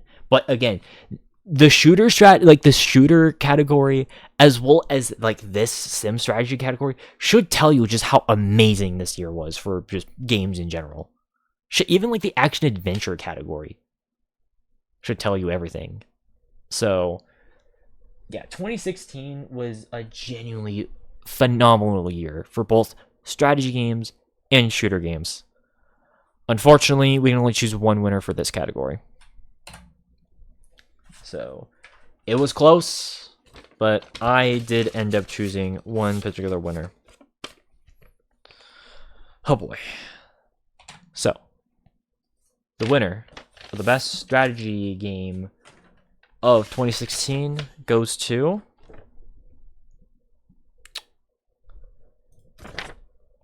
Stellaris. It was so damn close. It was so damn close. But I ultimately gave this game the nod. Because of just, again, it's probably the easiest game to get into out of all of these. It has very flexible gameplay. Like I said, tons of skill trees, customization. And like I said, in my opinion, this is definitely the best strategy game that Paradox has ever made. Like, because, again, it boils down to just it being so easy that, like, anyone can pick it up and play. But it's one of those games that, like, it is, like, very hard to, like, master. Like, especially when you start getting, like, other, like, a bunch of the other DLCs and the other factions involved, the amount of factions you can spawn in, like, it's a very flexible game in that respect. And I have to give credit for Paradox for making a grand strategy game this, easily accessible. Like, which normally that is seen as a bad thing. Like, that's seen as, like, a dirty word. For some weird reason in gaming circles, it's like, not like there should be games where not everyone's able to easily. It's like, that's kind of a shitty, like, mindset, because it's like, what if you like the aesthetics and the concepts of a game, but, like, it's too hard for you? Like, what are you supposed to do? Just not get into the game? Like, that's just always been an argument that I've always not liked. So, but yeah, regardless though, Stellaris, amazing game in its own right. And, well, bonus points, not necessarily something that is, like, you know, super tied into the score, but it is an extremely easily moddable game. Hearts of Iron 4 and XCOM 2 are as well, so do keep that in mind. And to me, those are brownie points for sure. All right, best multiplayer. Oh boy. So we've already just talked about a lot of games that have amazing multiplayer and cooperative experiences. So some of the best, that I would argue. Unfortunately, though, the Game Awards have also been a very notorious year. Like, every goddamn year that we've talked about this, they have always chosen the worst goddamn picks for the game, like, for multiplayer games. Like, every single year. Like, seriously, like, every single game in a row has been terrible. So, is it really any different this time around? Well,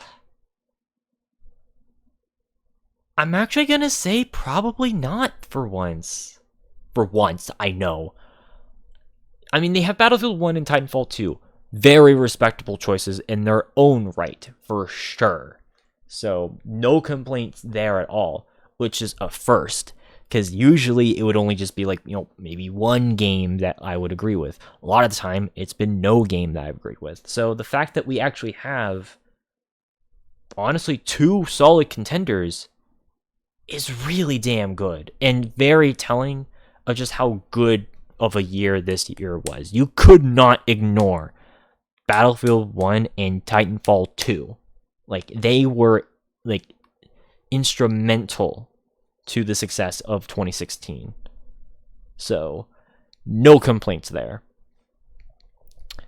And like, I would even argue that something like Gears of War 4, while admittedly, like, I'm not gonna, like, nominate it for sure, I do respect Gears of War 4. It is a game that I do at least respect as for being, like, kind of one of the last bastions of a traditional third-person shooter. Granted, a cover-based third-person shooter, but still one regardless. And yeah, like, that to me is pretty respectable. And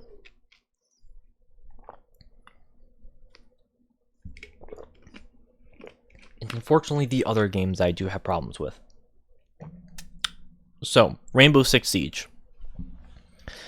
You guys probably know what I'm gonna say.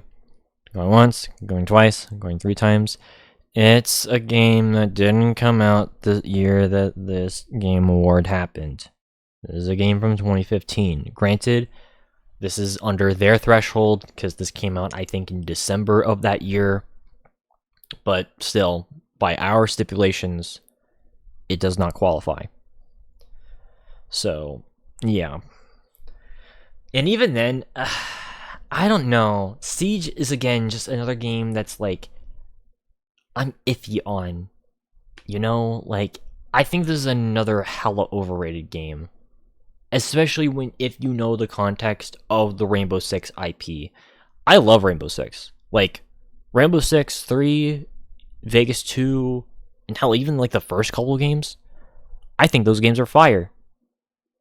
It's just, I wish they stuck with the single player shit with Siege. Like, they should have had that game have a single player at the very least, not just make a competitive esport. You know, like, granted, I do actually prefer playing Siege over a game like CSGO. CSGO is just way too goddamn hard for me. I hate the fact that you have to be super hyper accurate, otherwise you're dead. Like, at least there's a bit more flexibility with Siege. I just wish that they could have, you know, not made it a hero shooter. And yeah, that's kind of my big gripe with Siege, is that it was one of the first, it predates Overwatch for being one of the, you know, first hero shooters to kind of be in that trend. So it's like, yeah, a hero tactical shooter. Never thought I'd say that word, like, that phrase ever coming from my mouth, but yeah. And then we got Overcooked. Again, it's just not really a thing for me. Obviously, it's way more of a kid's game. And honestly, it's kind of more of a cooperative game, if I kind of recall. It's just not really my thing, you know? I don't really like the aesthetics. I'm not really much into cooking myself. It's just not my thing. And, well, Overwatch.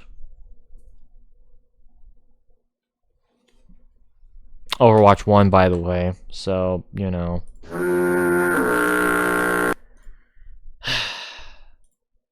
Again, this is just an example of just, it made more sense at the time, you know. Again, you can't play this ever again.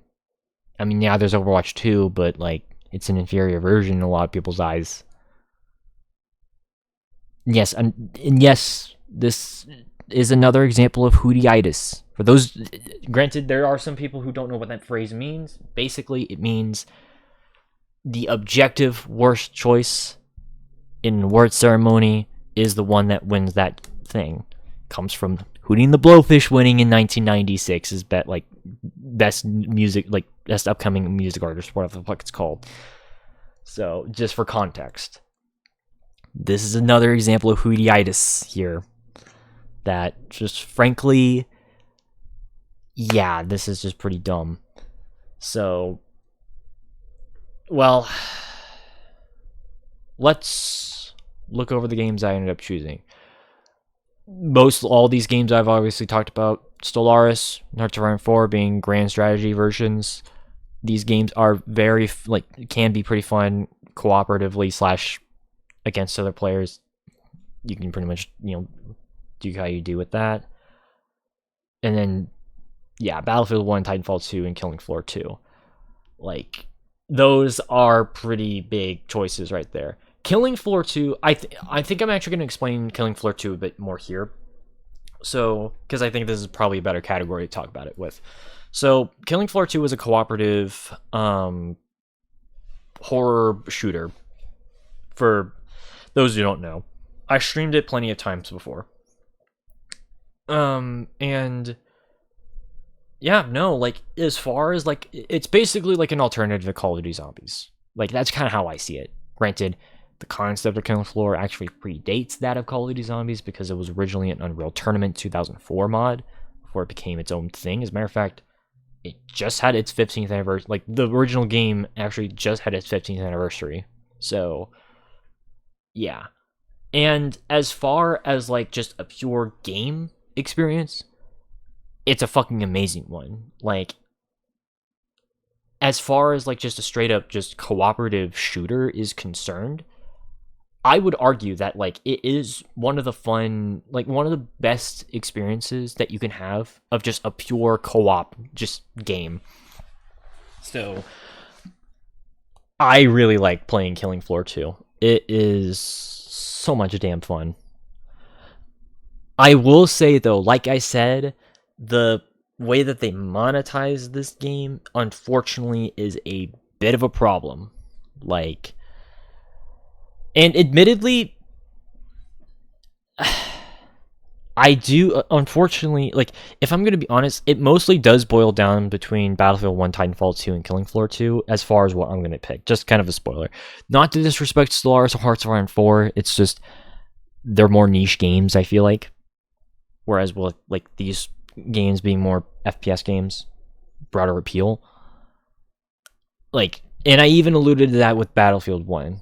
Because Battlefield 1 has a solid PvP experience, and also a pretty decent campaign. It's one of the few Battlefield campaigns I would genuinely say is actually pretty good. As far as locales and the actual PvP experience, the gunplay and the progression of Battlefield 1, that is definitely that game's biggest strength. However, the lack of content at launch really did hurt this game, and also, unfortunately, a lot of the DLC guns fucking broke the meta in this game. And that's and I can attest to that because again, I've been playing this game very consistently. And let's just say that a lot of people really love abusing certain OP guns in Battlefield 1. Oh, wait. Like, you know, it's like every time you just kind of want to get away from like specific like people who like abusing certain weapons in this game. Regal 15. I'm sorry, I'm just gonna be blunt. There's two guns that dominate this game: the Hellregal and the SMG-08. They melt you almost immediately. Oh yeah, and also mortars in this game are so goddamn annoying. Explosions in general, like explosive weapons in general, they're just so goddamn annoying. And, well, let's just say that a lot of people like using those weapons. And unfortunately, like there's a lot of maps in this game that are very linear. Like they're very like, you know, they connect like from like dot to dot. They're not like a big like there obviously are some maps that are a bit more like circular or like there's a lot more flexibility, but there's a lot of maps that are way more linear than they should be, which means that like if you control all the points on a map, like you can easily like, you know, spawn trap an entire team and you will steamroll them easily. Trust me, I've had this happen so many goddamn times this past week. It actually pissed me off. And if I'm going to be honest, that's partially also the reason why I do consider this game to be inferior compared to Battlefield 4, because I just feel like the actual map design was better in Battlefield 4. So that is a huge knock against this game. And then Titanfall 2, you know, the pros of this game being, you know, the best jump pack based first person shooter to exist. The Titans feel really smooth to control. They don't just feel like they're giant walkers, or mechs. They feel like you can actually like control them properly. The weapon and the customization of like things in this game, and also the fact that there's like little to no monetization is amazing. But the servers were hacked back in 2021 or 22-ish. And, well, you can't play this game regularly anymore. It's just, like, the console versions, you can't even fucking touch. So, like, that's pretty bad. So, I don't want to get into the specifics, but you get the point. Unfortunately, like, if you want to play Titanfall 2, you have to get the PC version, and you have to download the North Star client. Otherwise, you literally can't launch the game. It will not work. So, that is unfortunately a huge knock against Titanfall 2. A damn shame, because, like, you can have a ton of fun in this game, but unfortunately, you're going to have to download the North Star client, and unfortunately, you're going to have to deal with, like, the people who basically play the game 24/7, and that can piss you off super fucking easily if you're just only going up against tryhards. So, that's a damn, like, unfortunate thing, is that, like, and it's not even the game's fault. It's just a huge hindrance. And like I said with Killing Floor 2, it has amazing gunplay, the maps are amazing, and the fact that this game is extremely moddable, that's awesome. And the amount of progression, that's cool. But the monetization of Killing Floor 2 is ridiculous in this. Like, there's so many goddamn, like, you know, extra skins. Hell, there's even DLC guns. So it's like, you know, oh shoot, hold on. So it's like, you know, so yeah, like, that is admittedly, unfortunately, kind of the Achilles heel of or like the monkey's paw of, like, these three games. So, no matter what I choose, like, no matter what I choose out of these three games, people are going to complain. So, but I can flip-flop between either of these three any day. But I'm going to give a nominee right now. Or I'm going to give one the win. It will probably be controversial. And regardless, this is going to be a controversial pick. But I do think at this current moment, this game is the game that at least gave me the least amount of headache. So I'm going to nominate it. And keep in mind, I'm willing to change my wiki to kind of reflect to see if I end up keeping this or not. So don't worry if this ends up changing down the line. Because, like, admittedly, this category is one that I will admit has a giant asterisk right next to it. So do keep that in mind.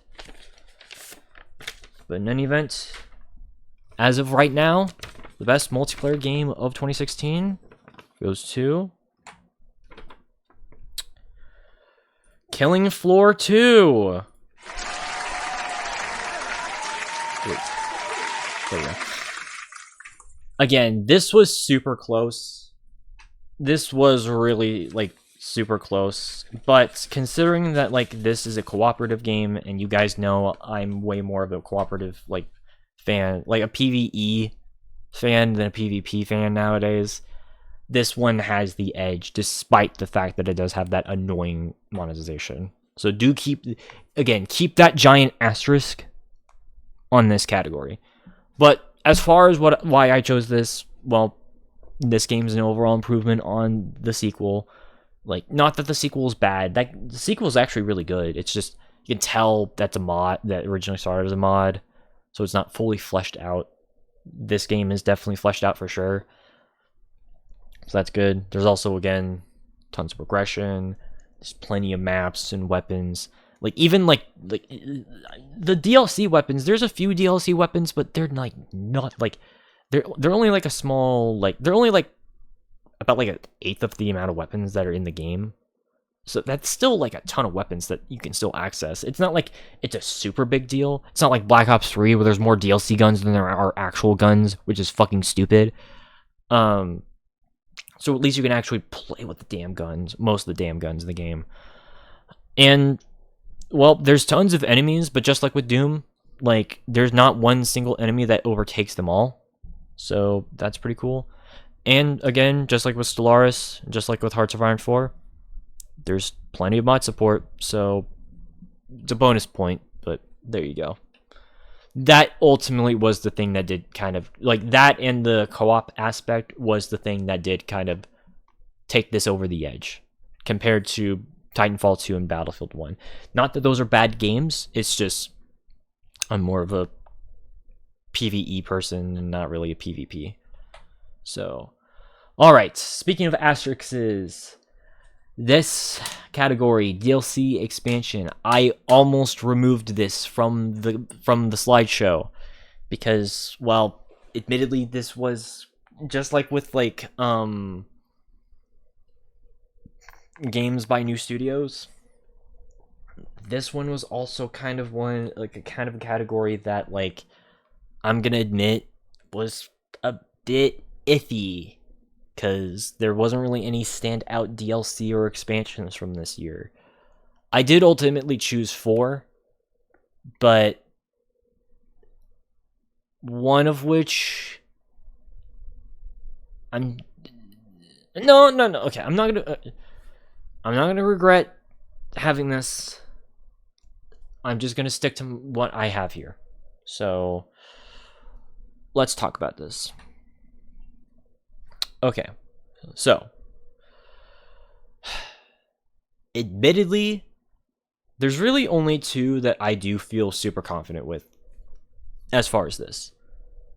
Witcher, Wild Hunt, Blood and Wine, which makes sense considering that was already nominated, as well as City Skylines Natural Disasters.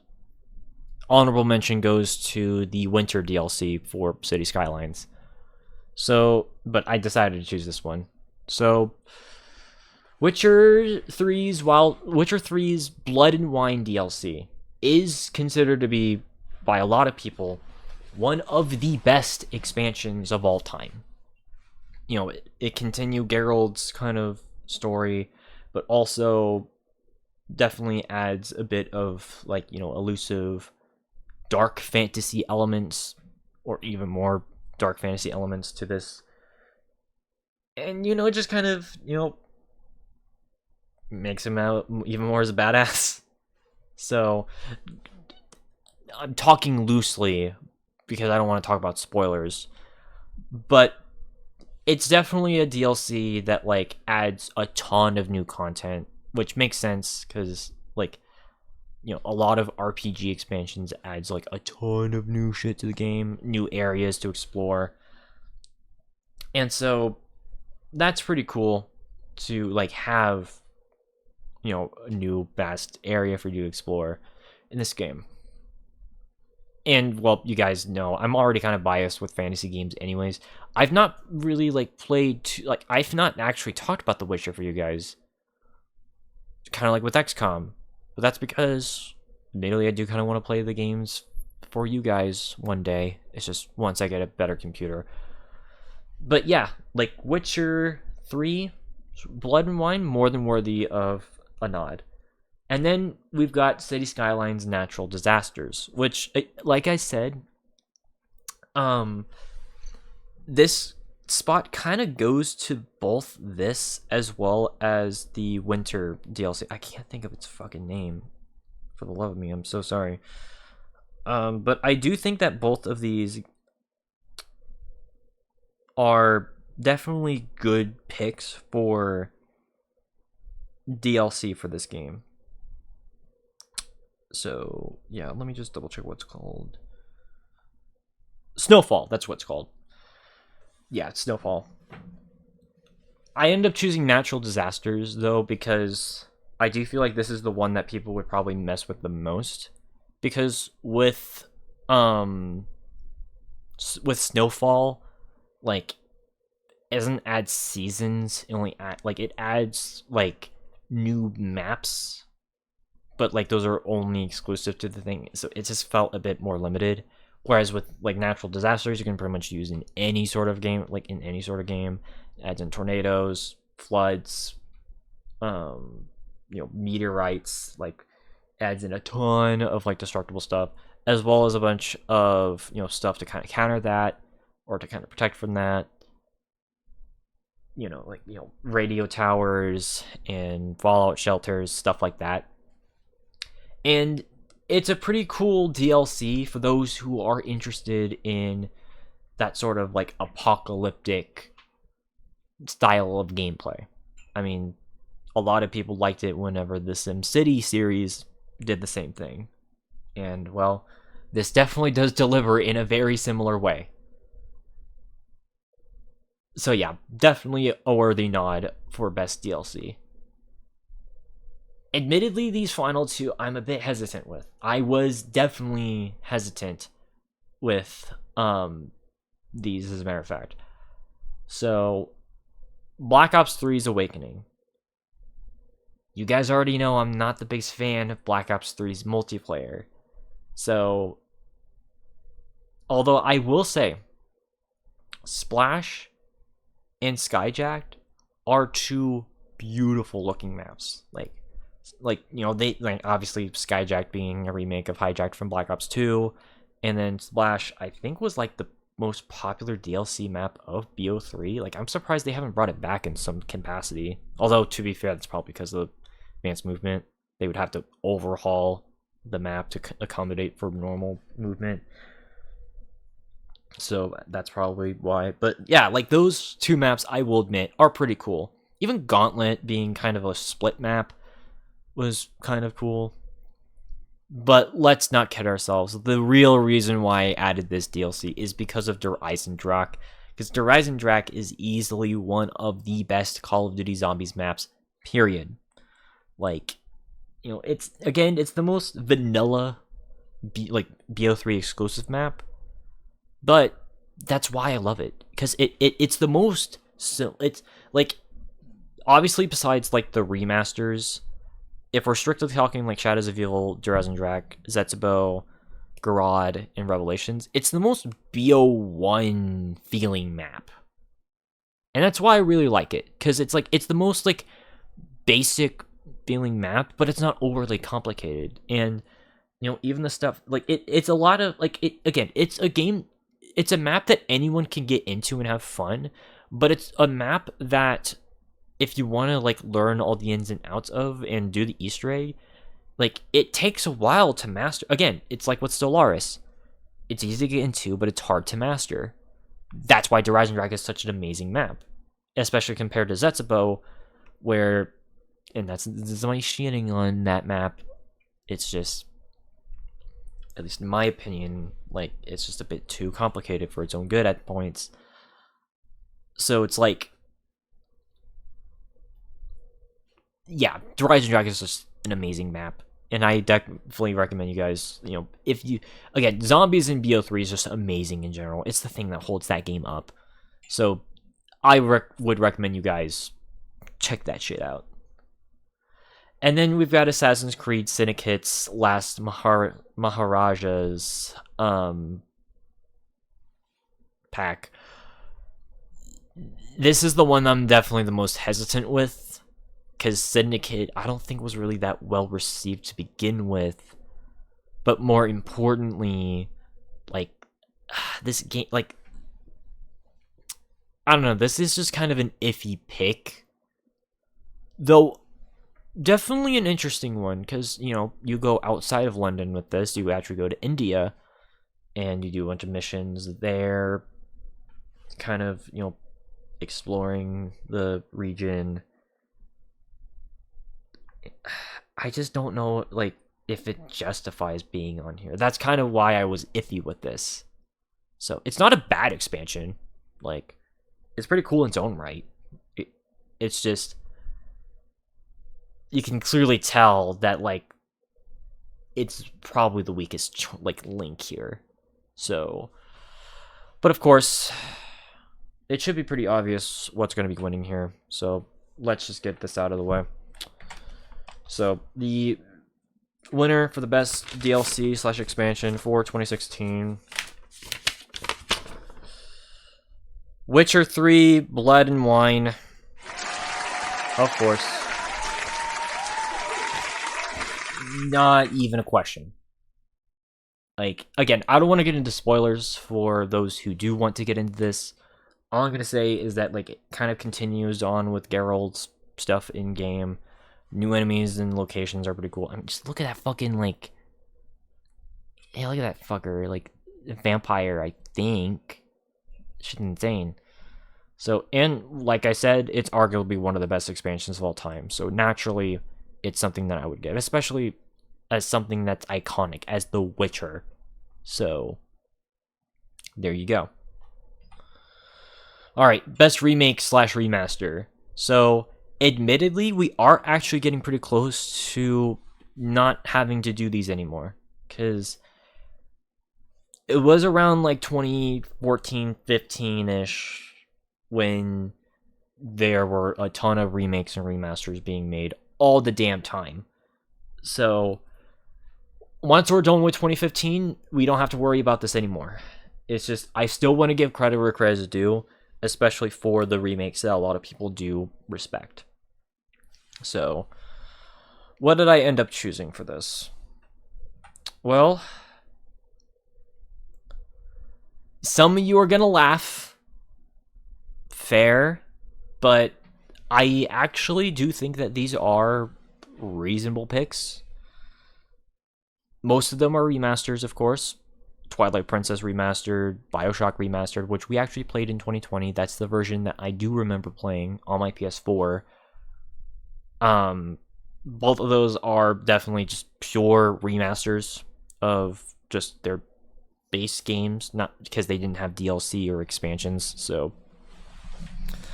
and they're respectable games in their own right. I mean, again, people are gonna make fun of me for BioShock because it's a remaster. Like, it barely really changed anything with BioShock's actual core gameplay.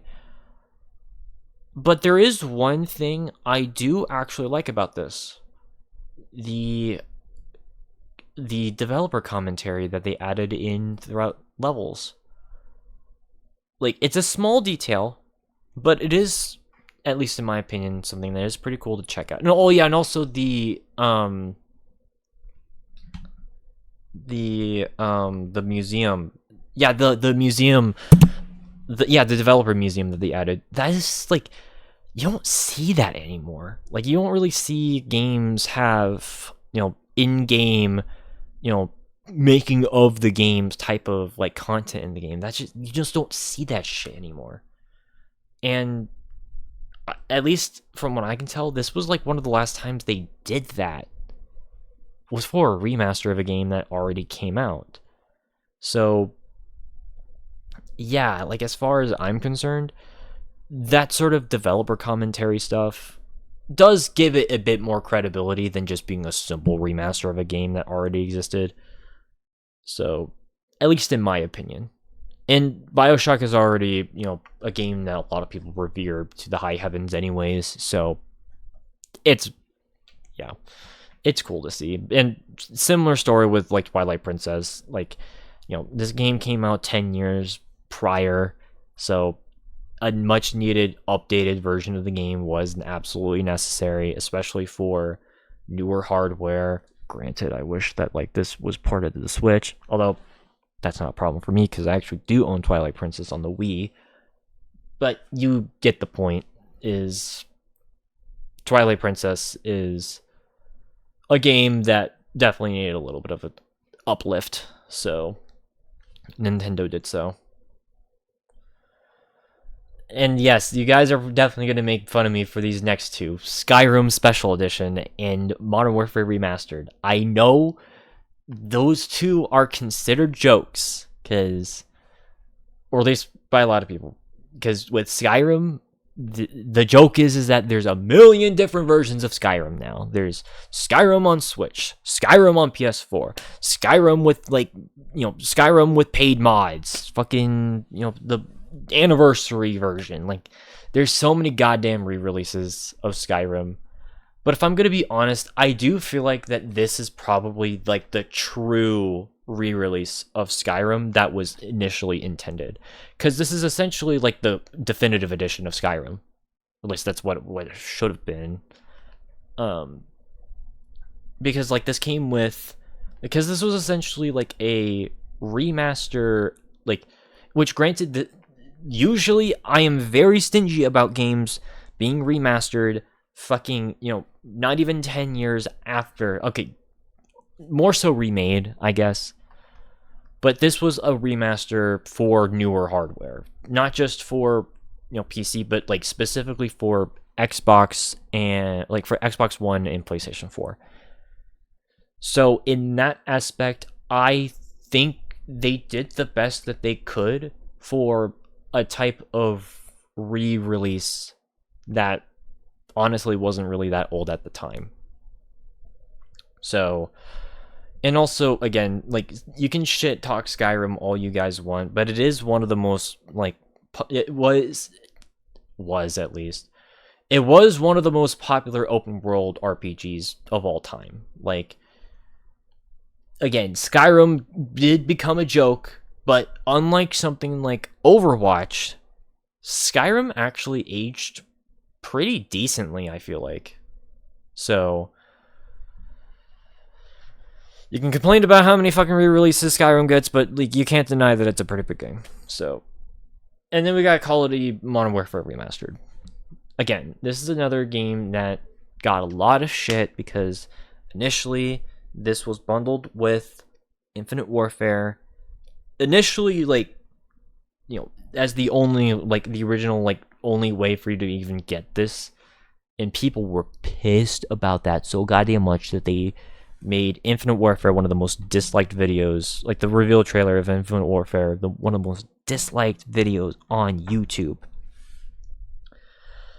That being said, though, like, and also just the changes that they made with this, specifically, like, with the added monetization, which, yeah, they shouldn't have fucking done. That being said, unlike most Call of Duties that had, like, the loot boxes, and the paid weapons, you can unlock everything in the game. Like, you don't have to unlock the guns through just, the slot machines. You can actually, like, earn the credits in game to get the weapons. Like, it was not pay to win. So, like, it wasn't like Black Ops 3 where it was blatantly pay to win. So, in that aspect, I can at least respect it. I still don't like it. I'm definitely not disagreeing with you guys. I definitely don't like the fact that they did that shit. Especially since, like, the guns... Well, okay, some of the guns were basically just reskins. Like, the 44 Magnum was just a reskin of the Desert Eagle. Just with one less bullet. So, it actually was technically worse than the Eagle. So, though they should not have added the Rangers. Call of Duty 4 did not have dual-wield weapons. It should not have dual-wield shotguns. God damn it.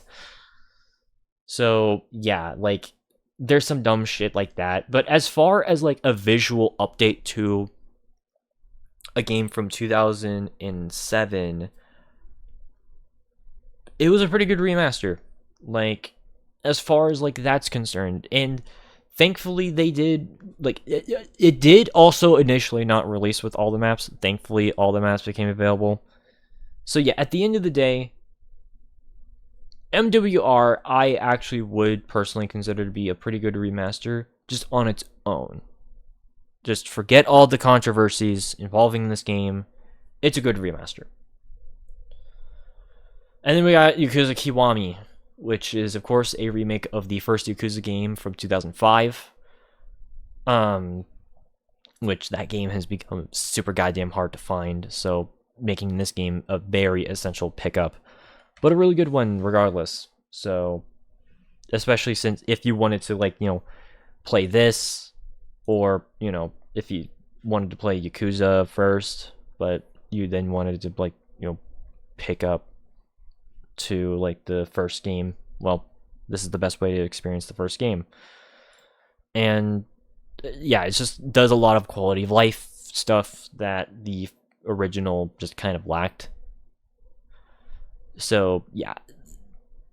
Initially, so yeah, like, as far as, like, video game remakes are concerned, this actually was kind of one of the first popular ones of, like, the trend of, having a bunch of, like, full-fledged video game remakes. Granted, this came out in Japan in 2016, and it didn't come to North America until 2017, but again, I count initial, just general releases, not just the North American release. So it qualifies here. So, but let's get into the winner. So, I keep fucking forgetting to put this in the thing, but anyways, here we go. So the winner of the best remake / remaster goes to Yakuza Kiwami. So, again, all the other games were basically just kind of more simpler remasters. Like, they wouldn't really add too much else to, like, their respective games. I guess technically Modern Warfare Remaster was more of a, remakester, as I've called them. Stuff like the Spyro Reignited or, like, the Crash Insane trilogy, where it's like they're technically like remakes, but because they just recreated the assets and not the gameplay. Like, the gameplay is exactly the same throughout both. It's a remaster still, so. But this is the only full-fledged remake. And like I said, it's a much better version of the original game. Like, a lot of the flaws that were in the original Yakuza, they're just not present in this. And it also helps that this is the easiest way to play this game. So, if you want, go check out Yakuza Kiwami. You will not regret it, especially if you're into these sort of, like, these games. Alright, best art direction. The most subjective part of this entire thing. So, let's see what the Game Awards personally thought.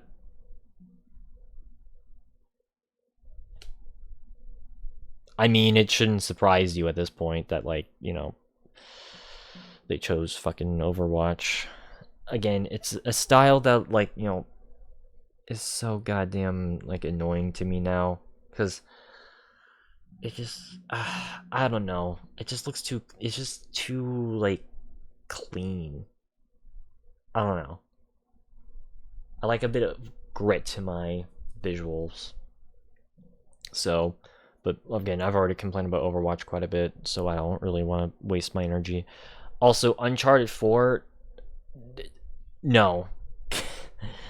That game has good graphical fidelity, but that's not the same thing as art direction. So, automatically, that's a no in my book. So, not the best category for it, is basically what I'm trying to say. Firewatch.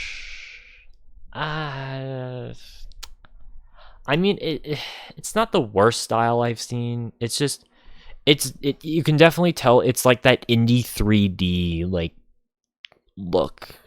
Like you know what I mean? Like it just has that very cartoonish indie 3D look that, frankly, I do feel like it's just a bit too popular with certain games.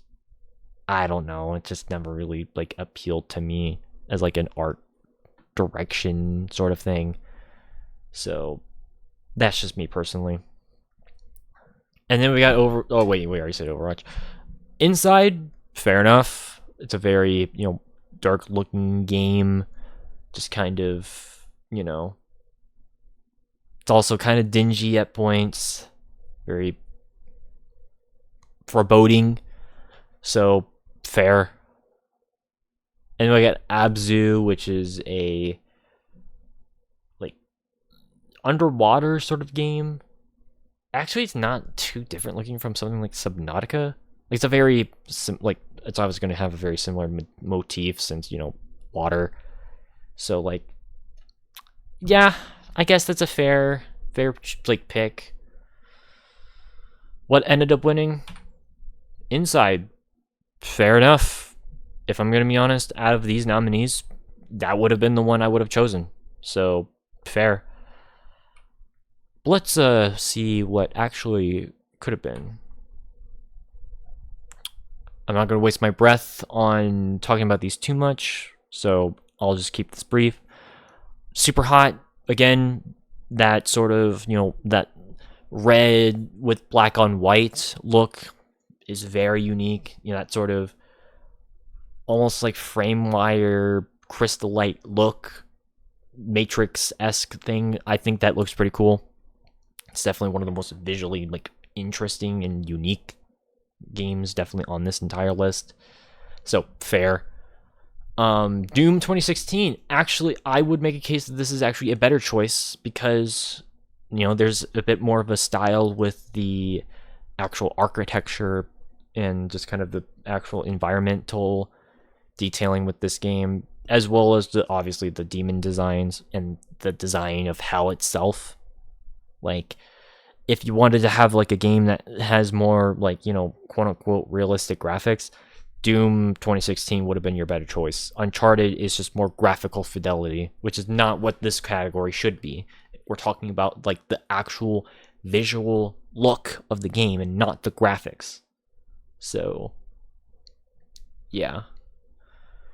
Persona 5, you know, obviously it's an anime look, but it has that sort of, like I said, comic book influence to it.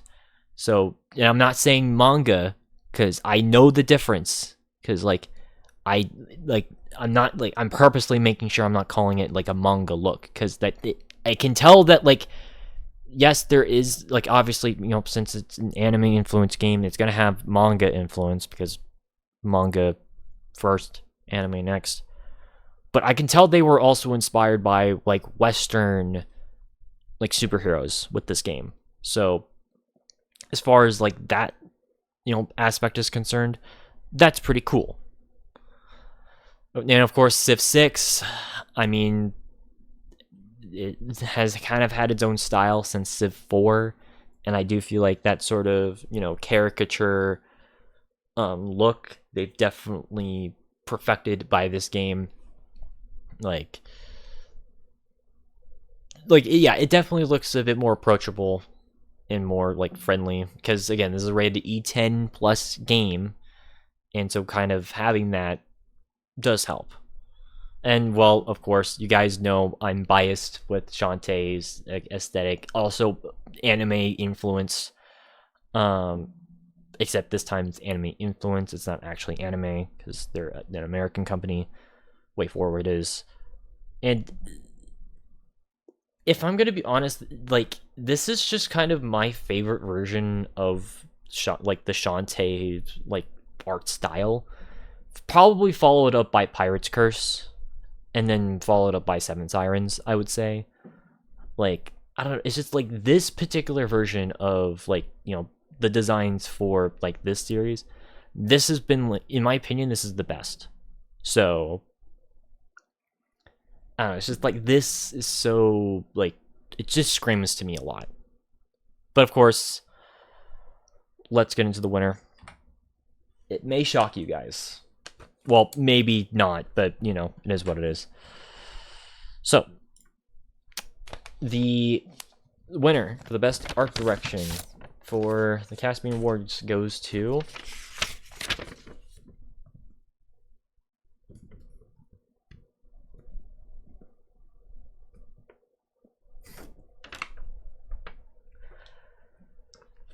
Shut up, by the way, when I say this. I don't care. It's my show. God damn it. I don't want to say it because, like, I know people are going to give me shit, but I don't care. It's my fucking stream. Okay, whatever. It's my stream. Why should I care? Shantae Half Gene Hero. I don't care. Call me biased.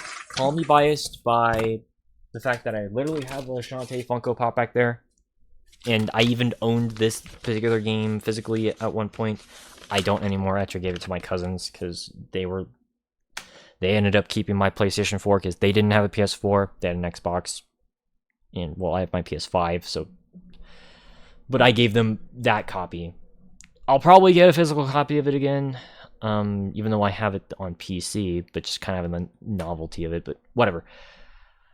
But, again, like... I wanted to at least give a nod to this game because, like, admittedly, this is a game that does mean a lot to me personally. This, along with the first Shantae game I grew up with as a teenager. So, yes, admittedly, I'm pretty biased with this. But it's just that sort of pseudo-anime look to it. I just think looks really cool. And even just the fact that this entire game... Like, it looks like, it's one of those games that, because it's by the, 8th generation era of games, and shit, this even came out on, like, the PS Vita and the 3DS, not 3DS, wait, no, 3DS, right? Yeah, it was on the 3DS, like, because, yeah, this was on the Wii U, PS4, Xbox, PC, on the Vita. It was one of the last Vita releases, which is insane. Or at least one of the last major Vita releases. But you get the point, is that, like, this game has, like, a fully animated look throughout the entire game. And that was pretty cool to me, because not that many games, or at least many games that I knew of at the time, had, like, any sort of look like this, where, like, everything was, like, hand-drawn. That, to me, is pretty cool. Like, that, to me, is pretty damn cool, especially since, like, this was a Kickstarter game, because Kickstarter is notorious for having a bunch of, like, very low effort games come out through it, or just games that end up getting canceled, or basically just rip-offs. This is one of the few exceptions that a Kickstarter actually ended up being very damn successful, and thank God, because, well, this was a really good game in its own right. And also, the soundtrack. God, like the Shantae soundtracks have always been really good in general. Like, if you guys remember, I pointed out the soundtrack every goddamn time I wanted to. But it's like that sort of, in this game's particular case, they decided to kind of go for a more, like, basically, like, a more, like, modern, basically like Middle East rock / Middle East pop soundtrack, which you guys know I'm a sucker for Middle Eastern shit, so obviously I'm going to be biased for that. So, and why I'm kind of biased for Shantae, considering that she's, a lot of it is based off of like, you know, Turkish culture and stuff like that. So at the end of the day, I had to have given the nod, and well, admittedly, you guys already know my bias. I mean, if you guys seen my Valentine's Day 2022 tier list, you guys know exactly why I'm biased, but admittedly, well, this is a personal favorite design of Shantae of mine, so, you know. In the freeze to cut these lips, I love you. God damn it. It's complicated, but you get the point. Is like, just putting that aside, I do think that this game does genuinely have really cool like art design, and again, I still do think that this is a genuinely really good game that a lot of people should check out. So yeah, but anyways, best narrative, best story in a game. So admittedly, this is something that I've just kind of started to like just come to terms to, is that like best narrative is definitely a more like newer game phenomenon. A lot of games are, well, they're just video games. Like, they can take advantage of the medium to tell a good story, but admittedly, like, a lot of games don't really do that. They just focus on the gameplay, as you should. But yeah, just admittedly, that is something that people should just kind of realize, that trying to find like good games for like a perfect narrative is pretty hard to do, especially since a lot of games end up, you know, aging poorly, whether it's because of the story that they try to tell or the actual gameplay. It's a bit iffy. So, but what about the Game Awards itself? What did they end up choosing?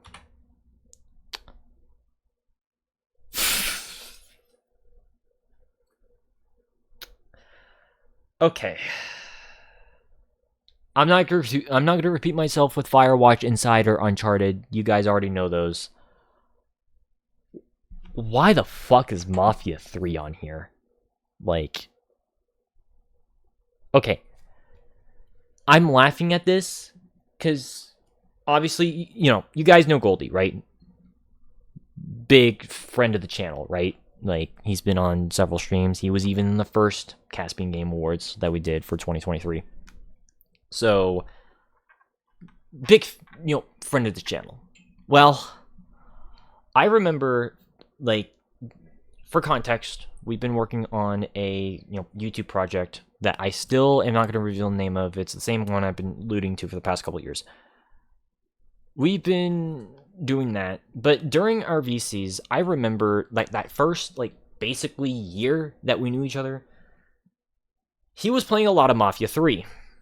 Now, granted, I already knew that Mafia 3 was already a game that was pretty contentious to begin with, and, well, frankly, well,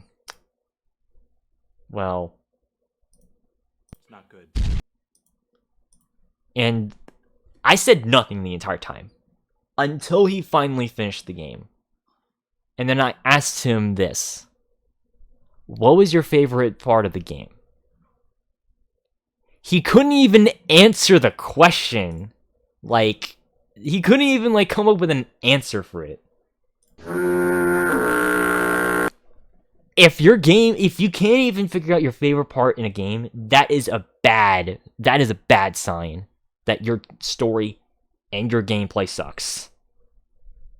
Just, I rest my case. And also, it doesn't help that, like, you know, this game, it obviously tries to tackle some huge issues, especially considering that this game takes place in the 1960s, kind of near the end of, like, the civil rights movement of that era. Obviously taking place in a fictional New Orleans. But it's like, man, the way that they handled the story does not vibe with the gameplay that this is presented. Again, Watch Dogs 2, like, obviously this is another GTA clone. But unlike Watch Dogs 2, this game is not fun. Like, people complain about Ubisoft games being literally the same gameplay over and over and over and over again. Well, let me introduce you guys to Mafia 3, where you literally just find a guy. Yeah, you literally just find, like, a henchman guy and do a bunch of, like, side quests for him, and then take out his boss, and you do that 9 times in a damn row in this entire game. That is the game of Mafia 3. I kid you not. That's literally what you fucking do. I watched my friend play through this game throughout 2022 and early 2023. That is literally the fucking game. Even the DLC. So, that alone is already a knock against this game. But also, just the fact that, like I said, the story is pretty damn forgettable. Hell, I can guarantee you that my friend Goldie probably doesn't even remember a single damn thing about the story. So it's like, damn. So yeah, no. Hard fucking no on this one. Like, Jesus Christ. And then last but not least, we've got Accent-Free. Admittedly, this is another one that does kind of come from ignorance. It's just not really, a game that, like, looked interesting to me. If that sort of, like, I guess pseudo-mystery thing is interesting to you, that's fine. I'd just rather watch Gravity Falls if I wanted something like that. So, because that, unfortunately, is kind of the vibe I do get with a picture like this. So, yeah. But let's actually... Okay, what ended up winning? Well, it should not surprise you. Uncharted 4, A Thief's End won, which, fair, valid. Neil Druckmann actually wasn't being a hack with this game, so fair. So, I'm not going to repeat myself on these Uncharted 4 Inside, of course. Persona 5, of course, because again, a lot of people love Joker and his character arc in this. And, well, Titanfall 2 actually had a really surprisingly good story. Just kind of, it's basically like a buddy cop adventure sort of story. That might sound weird, especially in the context of like a futuristic military shooter, but that's actually what the game's story is. It's just you bonding with this, Titan throughout the entire game. So, and, well, I found it to be pretty compelling. But, of course, well, let's get into the winner. So the winner of the best narrative of 2016 goes to Uncharted 4, A Thief's End. So, yes, this is a pretty good story, I would definitely say, and is worthy of being given this particular title. So, it is a worthy conclusion to Drake. They wrapped everything up, because, granted, the third game was already a decent way to end it, so it was kind of ballsy for them to actually come out with a fourth game, but thankfully, they not only did they not fuck up, but they also actually kind of added to Nathan Drake as a character. Kind of, like I said, tying a lot of the smaller little details that you probably wouldn't have picked up in a bunch of, like, the other games. And obviously they tied it in a pretty nice bow here. Not necessarily, like, things that, like, they flat out, like, explain, but just more so conclude. Just kind of, Drake as the sought-out adventurer that he was in the first 3 games. Trust me, you guys know exactly what I'm talking about if you guys watch my playthrough, which you guys can still watch, by the way. And, again, this was a game that kind of challenges the relationships that Drake had, not just with Elena, but even his brother. So at the end of the day, like, that's pretty cool. Now, that being said, I will admit, I'm not going to talk spoilers for those who have not seen those streams, but I will say I do only have one nitpick with this game's story, and it has to do with, like, the reasoning as to why Drake is kind of forced into, like, this last story. Admittedly, that is something that I kind of at least thought about, that did start a kind of falling, like, I don't want to say it like made the story fall apart, but it's like it wasn't the best executed, is what I'm trying to say. So all I'm gonna say is just kind of the motivations of Drake's brother do feel noble at first, but they do kind of come iffy near the end of the game. I'm not gonna spoil it, but if you guys know, you know.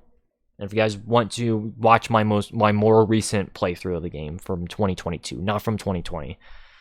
So, but regardless of, like, that tiny nitpick, I would still say that this is definitely the best game for the best narrative. So I still stand by that. And I hope that, like, you guys can at least agree in that front. Oh boy, we finally reached it. The game of the year. So, again, we've talked about a lot of great games, and as I've said, this is easily one of the best years in video game history. So, naturally, the Game Awards would be giving out some pretty good nominees, and even give the crowning achievement to one of these amazing games we've already talked about, right? Right? Right?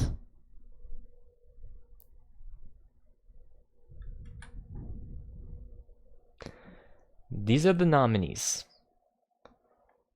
All of which, except for one, is really damn good. You have Uncharted 2 with its amazing story. Doom 2016 with its amazing gunplay and just rebooting the franchise. Inside, a very respectable indie game, you know, by a company that made Limbo and have proven themselves by this point. In Titanfall 2, having an amazing multiplayer and single player offering. And then you have fucking Overwatch over here reminding us that, well, let's just say that popular games tend to die off. What's your money betting on? Is it the amazing Sony exclusive, the underrated masterpiece, the, you know, indie underdog, or the veteran?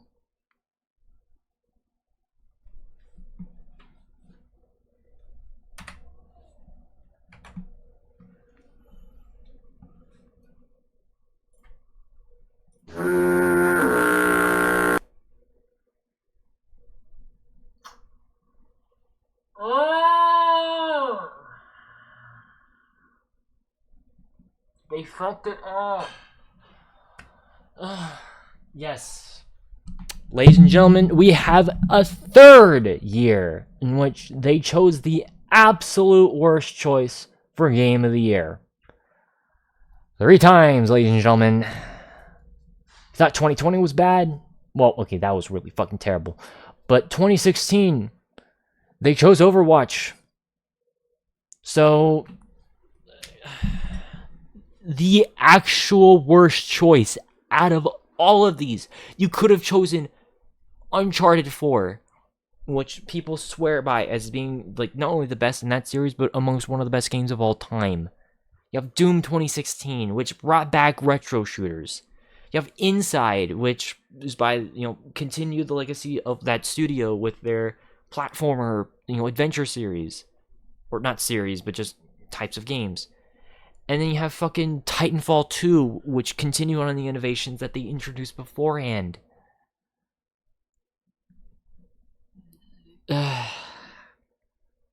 Again, this is why I have made this an entire series. because hoodie-itis is unfortunately a very common problem. Again, this just made more sense at the time. Trust me, like, you had to be there, I guess, when it came to people really wanting this to be Game of the Year. Granted, I fucking hated this shit whenever I found this shit. I was like, really? Why is this Game of the Year? Like, trust me, I was so fucking just annoyed with this shit. And again, keep in mind, I hated Overwatch. I fucking hated it back then. And yeah, no, this sucks. This is stupid. Like, 8 years later, yeah, no, I still think this is the fucking worst choice. Like, you can't get, like, again, let me remind you, you can't even play this game anymore. Like, I mean, granted, Titanfall 2 you can barely play anymore either, but like, this is a game where you literally have no option to play anymore.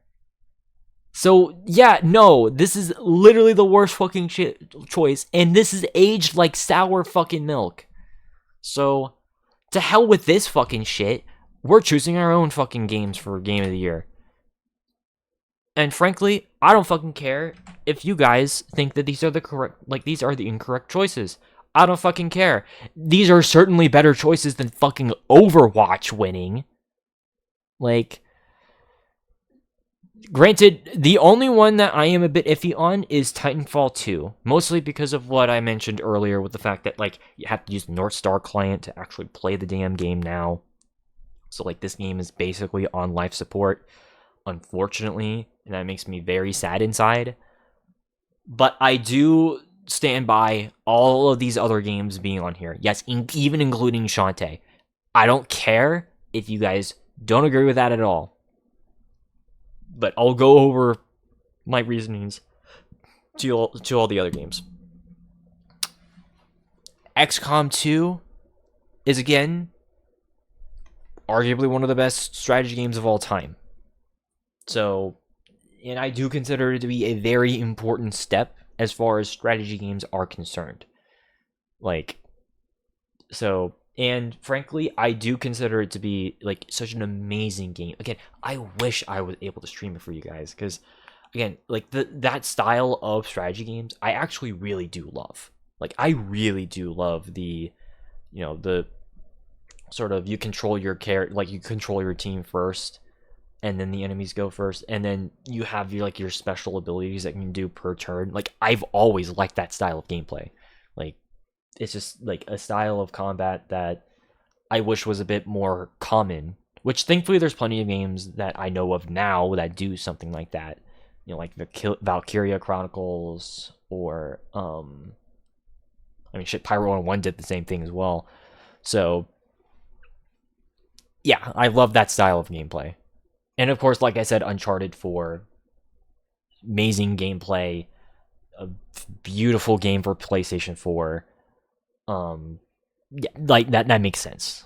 Doom 2016, another amazing example of a first-person shooter from this time period that will forever be revered as one of the GOATs. And a worthy reboot and continuation of an already legendary IP. Persona 5, a game that frankly is, you know, one of the most popular RPGs, brought the Persona name, you know, globally, and was able to, you know, get a lot of people into not just this, but also Shin Megami Tensei in general, because this is actually a Shin Megami Tensei game. Excuse my language. So, and then this one's the underdog, at least for me, but I don't care. This is a genuinely good platform action adventure Metroidvania game. Like, if you want, like, just a more lighthearted, you know, down-to-earth experience, this is your game up here. Now, it is rated T for teens still, so, like, it's not exactly, like, for kids.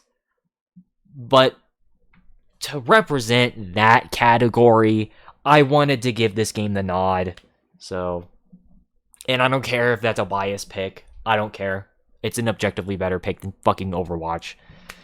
But of course, all good things have to come to an end, so let's conclude this night. So, the winner of the Game of the Year award for 2016 goes to... Or the award goes to, I should say.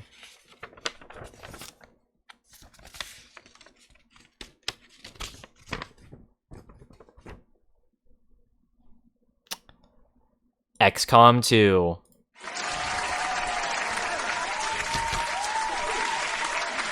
Yep. XCOM wins.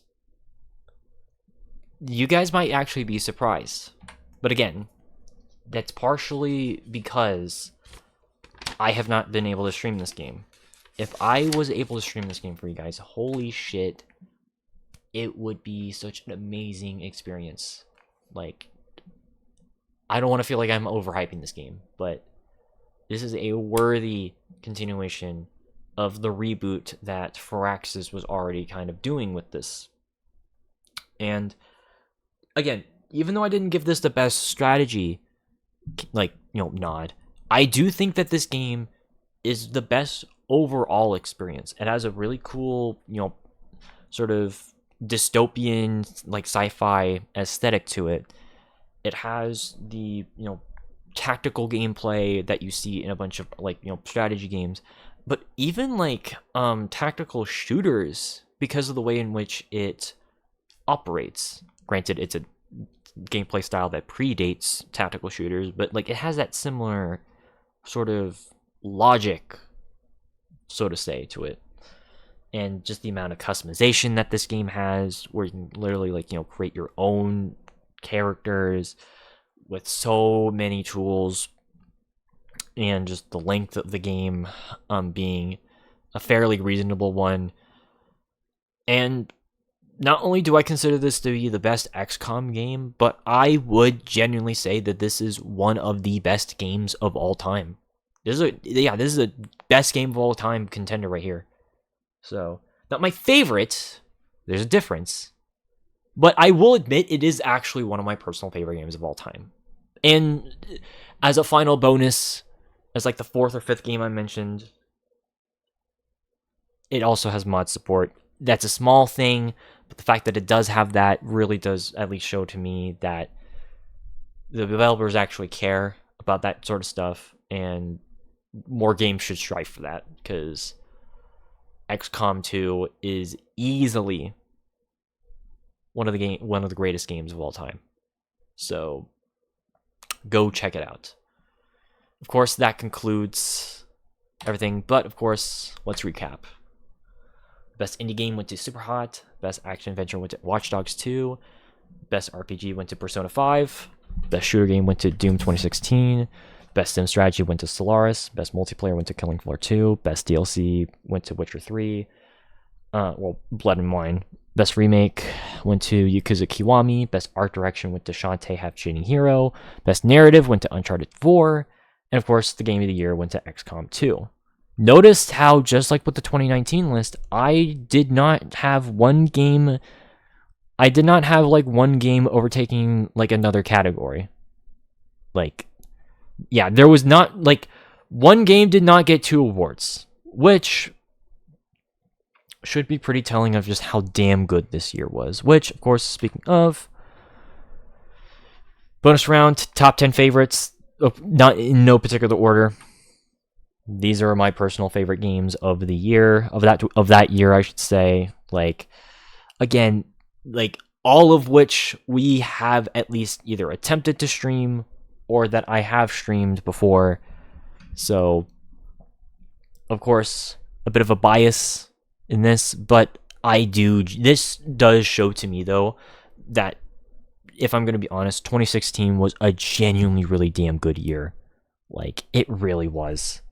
And I am hoping that, considering 2023, in my opinion, was actually a really good year as well. Like, granted, we're like almost halfway through 2024, and admittedly, it's kind of been again. like, we still have, like, you know, the second half of the year. There's bound to be, like, a bunch of new amazing titles that will be coming out. It's just a matter of time. And, well, there's even plenty of games that a lot of people didn't really care for or may have not liked from 2016, but admittedly, I personally liked. These are games that would not qualify, but they're guilty pleasures. So, yeah, FNAF World, again, I actually like that more than a lot of other FNAF games because it's an RPG, so that, yeah. Far Cry Primal, I almost did actually have that nominated for Action Adventure, but I feel like people are kind of iffy with that game. Tom Clancy's Division got a lot of shit when it came out, which, fair. It's very shallow at points. You like fight the enemy, like a lot of the same enemies over and over and over again. But I like the concept, and it being an open world New York City is pretty cool. It's just a damn shame that it's always online, which probably means the servers are going to get shut down probably either this year or next year at some point in the near future. I doubt Ubisoft's going to keep the game around. I mean, they shut down the crew servers, so yeah. Star Fox Zero, this game also got a lot of shit when it came out. And I mean, it looks cool, it looks fine. I don't know, maybe I'll have to play it myself. And then, like I said, Deus Ex Mankind Divided. I almost actually gave this the win for RPG until I remembered the microtransaction problem and the god-awful ending with this game. So, I still like the game, but yeah, I could not bring myself to actually put this in any category other than guilty pleasures. Same thing with Shadow Warrior 2. It's cool, but it's a deeply flawed, sequel. But of course, that concludes 2016. Again, another really good year. A really damn good year for video games, which does make me excited about some of the future years we're going to be talking about. There will be some more rough years again, trust me. But I'm definitely excited to see where this goes, because yeah, there's going to be some pretty awesome games we're going to be talking about. But in any event, this stream has gone on for long enough. I'm going to end it here. I hope you guys did enjoy, and I hope you guys are excited for the 2015 list and the future tier list I'm going to be doing. I hope you guys enjoy. If you guys did, make sure to hit that follow button down below and turn the bell icon. If you're watching this on Twitch, if you're watching this on YouTube, make sure to hit that subscribe button and turn the bell icon as well. While you guys are at it, make sure to check out links down below, specifically the Discord and SoundCloud links down below. And if you guys haven't already on Twitch, you can also hit the subscribe button. If you can't necessarily do that, that's completely fine. I'm just glad that you guys took time to watch this. But regardless of all that, though, make sure to share the stream to other people as well, and to continue to be awesome in the process. Until then, I'll see you guys on the next episode. Have a good night, guys. Bye.